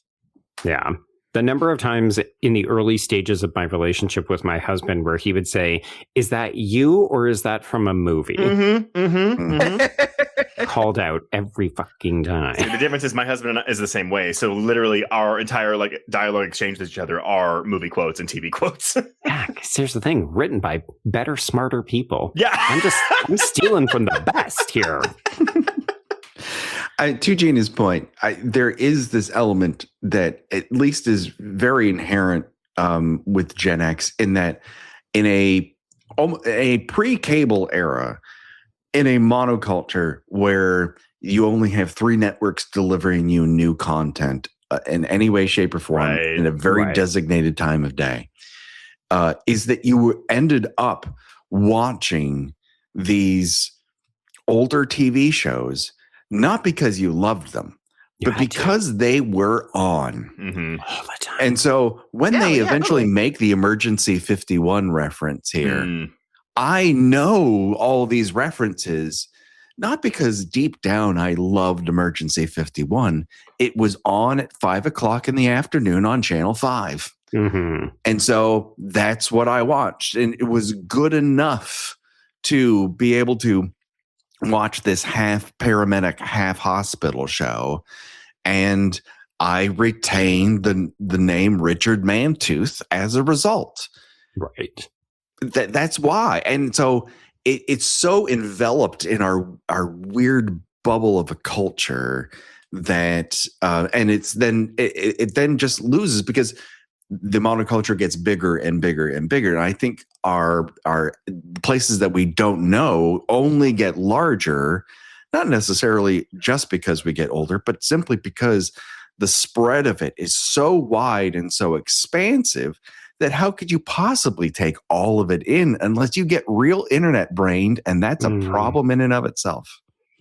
It's too true. So my question then is, this movie does in some ways feel like a time capsule, even though it's referencing a ton of media from, I think, Gena, you said one of these shows is from like the 50s. Right. Do you folks think that 30 years later, this movie still has that kind of power? Because if people watch it and they're not getting all of these hyper specific references because it's not a monoculture anymore, does the movie lose some of its impact? Or do we just assume I may not get it, but that's probably a reference to something? Column B. Yeah, to current audience, contemporary audiences, it can say a lot about the nature of fandom. And sort of, turning things, turning pop culture things into your personality, which, a lot of people do now. And I mean, I'm not saying, we absolutely did it back then. And that's what, makes this movie, weirdly and unexpectedly insightful. Again, not to bring up Reality Bites because it sucks. Fucking hate it. But there is a scene. The best I can tell you about that movie is that Ben Stiller also stars in it. Well, he's a supporting character, but he is who the audience is supposed to perceive as the bad guy because he has a corporate job. Right. And MTV he's actually the nicest, most decent character in the whole movie. But like he goes to meet Winona Ryder's friend, one of whom, which is Ethan Hawke. He was such a horrible character in this movie that I actually wouldn't watch anything Ethan Hawke was in for like the next 10 years. I held it against him for a decade. Yeah, that's how much I Yikes. hated it. He like gave Ben Stiller shit because he couldn't answer a trivia question. I think about the Good Times or something like that. I just thought that didn't make him worth talking to. That Right. like, you know, this guy isn't cool enough to hang us because he doesn't understand my Good Times reference. And I think that is, you know, something you still see now where it becomes, you know, people have taken pop culture and turn it into something very gatekeepy, where if you don't get this reference, if you don't watch this show, if you don't agree this show is the best thing that's ever aired on television, we can't hang. And you know, it becomes your entire personality. It becomes you're the focal point of your life. And that's where I think this is actually a prescient movie. That is very interesting, because I think one of the things that I was hyper focused on is that I did feel like I was missing a bunch of things when I was watching, and I don't think it hurts the film ultimately. If anything, I don't know. I think it enriches it, but it's wild because I was thinking about a lot of contemporary examples of movies where all they do is seem to reference other movies. Like I have gotten to the point where if I watch a horror film and they make a Shining reference, I rip out a clump of my hair, and I'm nearly bald now. Oh yeah, I mean every time you've got that overhead shot of like a car on a highway, I'm like, there's a Shining reference. Oh, you've got blood coming out of an elevator? Wow. I've also seen The Shining, motherfucker. Like, I'm not impressed. But it's weird. Like, I don't get that feeling from this film. I agree with you, Gena. I do think that it feels more like it's commentary. It's about some of the dangers of making media your whole personality, but it's not condemning it in that very histrionic way that Scream kind of does, where it's like, oh my God, we're going to be movie monsters now, even though obviously that's not the takeaway from Scream either. Anyway, sorry, derailed us, but okay. So we are told that the verdict in the Sam Sweet case is nigh, but in the meantime, let's talk about this nightmare sequence, because this just feels like it belongs in a completely different film, right? But I want this movie. That's the thing. I want this movie. Yeah, this is the scene that I come back to over and over again, because it's just like, wow, wherever this movie is going, I want to be on the ride for it. It is a better Freddy Krueger sequence than anything you find in the fifth film. Specifically. Specifically. Honestly, and it's scary, it's creepy, and it's funny. It juggles all those tones so well. But honestly, the biggest laugh for me is when he goes in a circle right outside the door, but like down fake stairs. Yes. He's like, bye. Like making his voice get lower, like it sounds like he's boy. I love that. But yeah, when he starts screaming and running at the door, I'm like, oh my God, this is legit creepy. It's unhinged. And yeah, like he starts to look increasingly more demonic because he's got these green eyes. And because initially, I feel like we're not supposed to know this is a nightmare. You just think, oh, he showed back up at his door and he's losing it. But for horror media people, we all look at this and say, this is a nightmare sequence. But I love that the film then just kind of throws abandon into the wind, says, oh yeah, no, it's a nightmare sequence, but we're really gonna go there with it. Yeah, and once we get the chase scene started and the score that plays over this is a replica, or I guess a parody, if you want to call it that, of the title sequence from the Mod Squad. There we go. Okay. So, needless to say, this is not really happening. What is really happening is that Chip has actually abducted Robin, and we move into the climax where Steven has to show up and rescue her, but we're essentially reenacting the entire climax of GoldenEye. But we acknowledge it, which I did appreciate. We do. And I love when he starts defending Waterworld. Yes, 6 times. It was a legit hit, guys. It did was. make money. Mm-hmm. Yeah. Mm-hmm.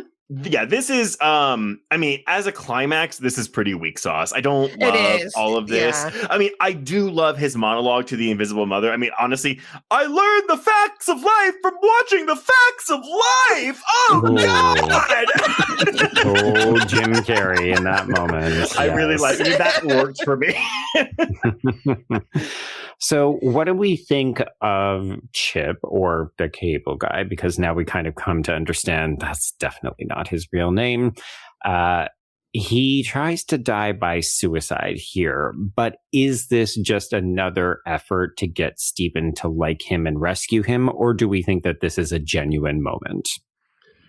I mean, it's hard to say because, you know, I it feels like at the last minute, the audience wants you to kind of like him. Or they want the audience to kind of like him a little bit. The movie pulls its punch, it feels like. Yeah. Exactly. That's the perfect way of putting it. I don't think the movie wants you to root for him to die. Like, the solution to this problem is not for him to be dispatched like a slasher villain. That he has not earned that necessarily. He needs to confront reality. There has to be some way to reach the part of his brain that's like, you don't have to do, like, you have the capacity to be normal. You're choosing not to be. And he never really, him sort of making this other character be a hero against his better judgment, forcing Steven to go, you don't need to die. Like, this is ridiculous.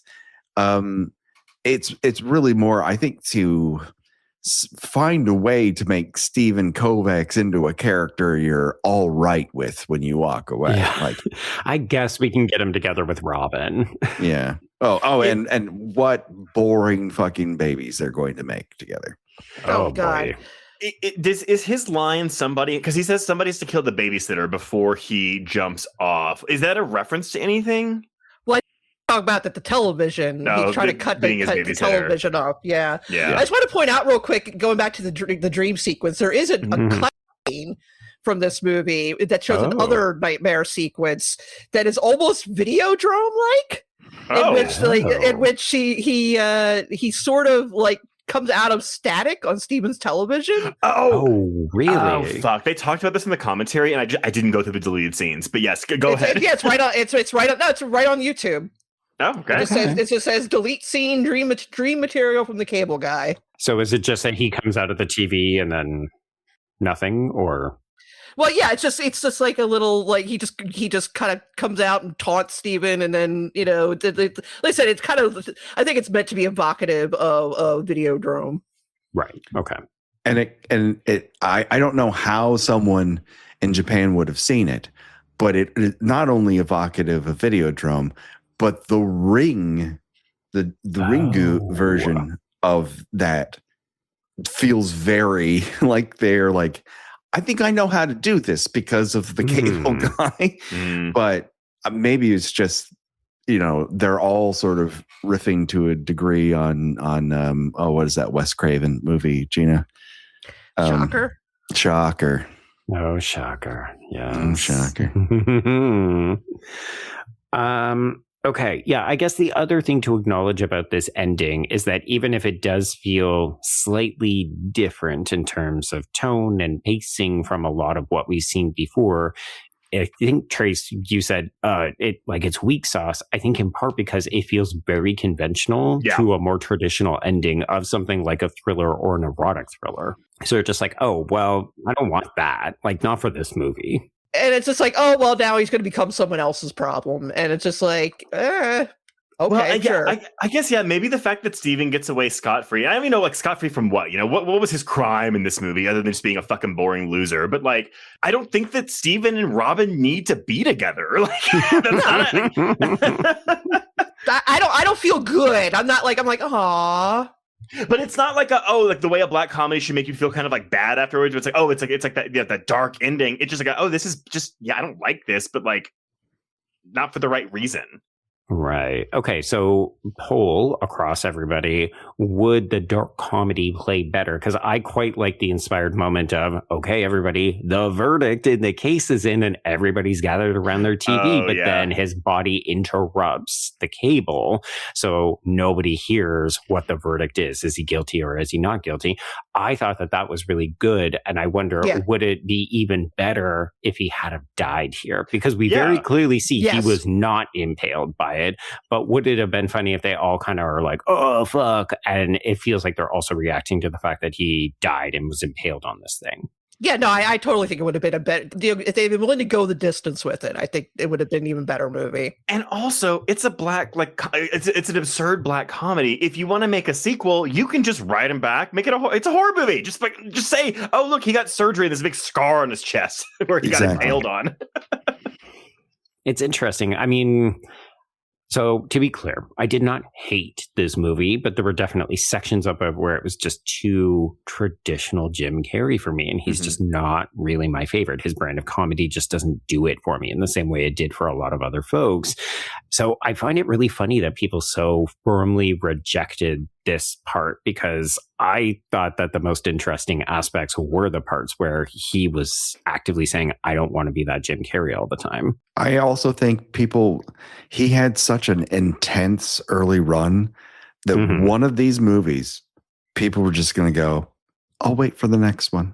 Right. Yeah. I'm kind of done with you for now. And this was it. But the thing is, though, normally in those cases, it's oversaturation, right? Like we've seen too much of this person over the past couple of years. That wasn't the case with this. It was just a word of mouth issue. People didn't like this movie. Yeah. It feels like people didn't understand what movie it was that they were getting, but then a bunch of people actively turned against it because they wanted to see him do his old shtick.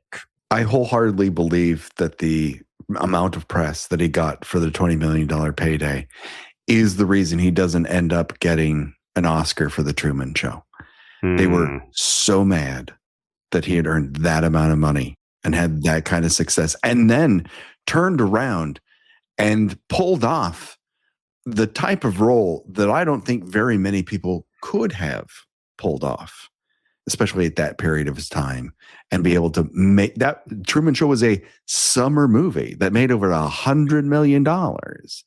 So it was a big, big deal. And I think a lot of people around town were pissed and could not wait for him to meet his comeuppance, for him to come back down to earth. Yeah, they wanted to punish him. What we love more than building somebody up is breaking them down.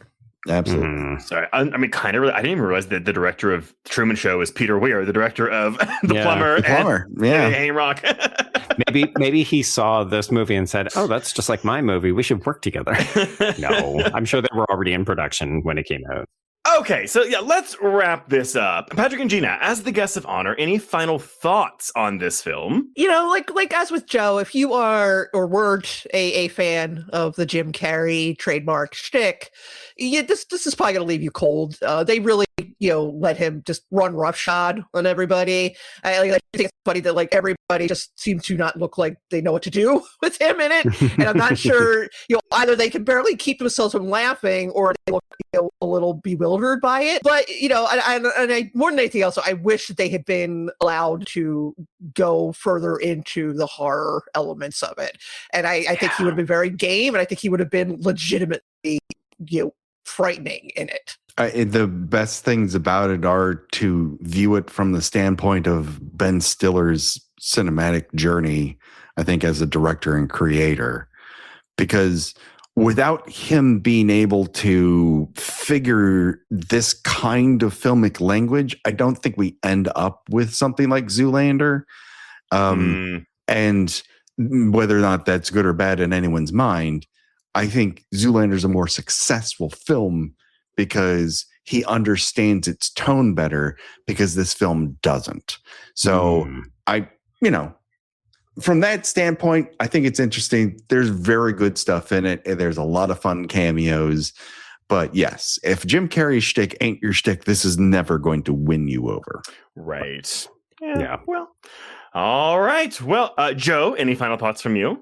Yeah. So like Gena alluded to, this isn't really my bag, but I think that there's enough here, even just from the time capsule, the prescience of it, the way that it almost seems to be in conversation, albeit maybe parallel with Scream about, toxic fan culture and making media your whole personality. Like, there's enough here to definitely merit a watch, even if some of this is just too much of the zaniness. I mean, use your chip/cable guy powers with the remote and just move it ahead if it's too much. Like, I think you could lose a lot of the medieval time scene if that just isn't funny to you and you don't lose much of the plot. But a lot of the other stuff, I do think that there's, good stuff here.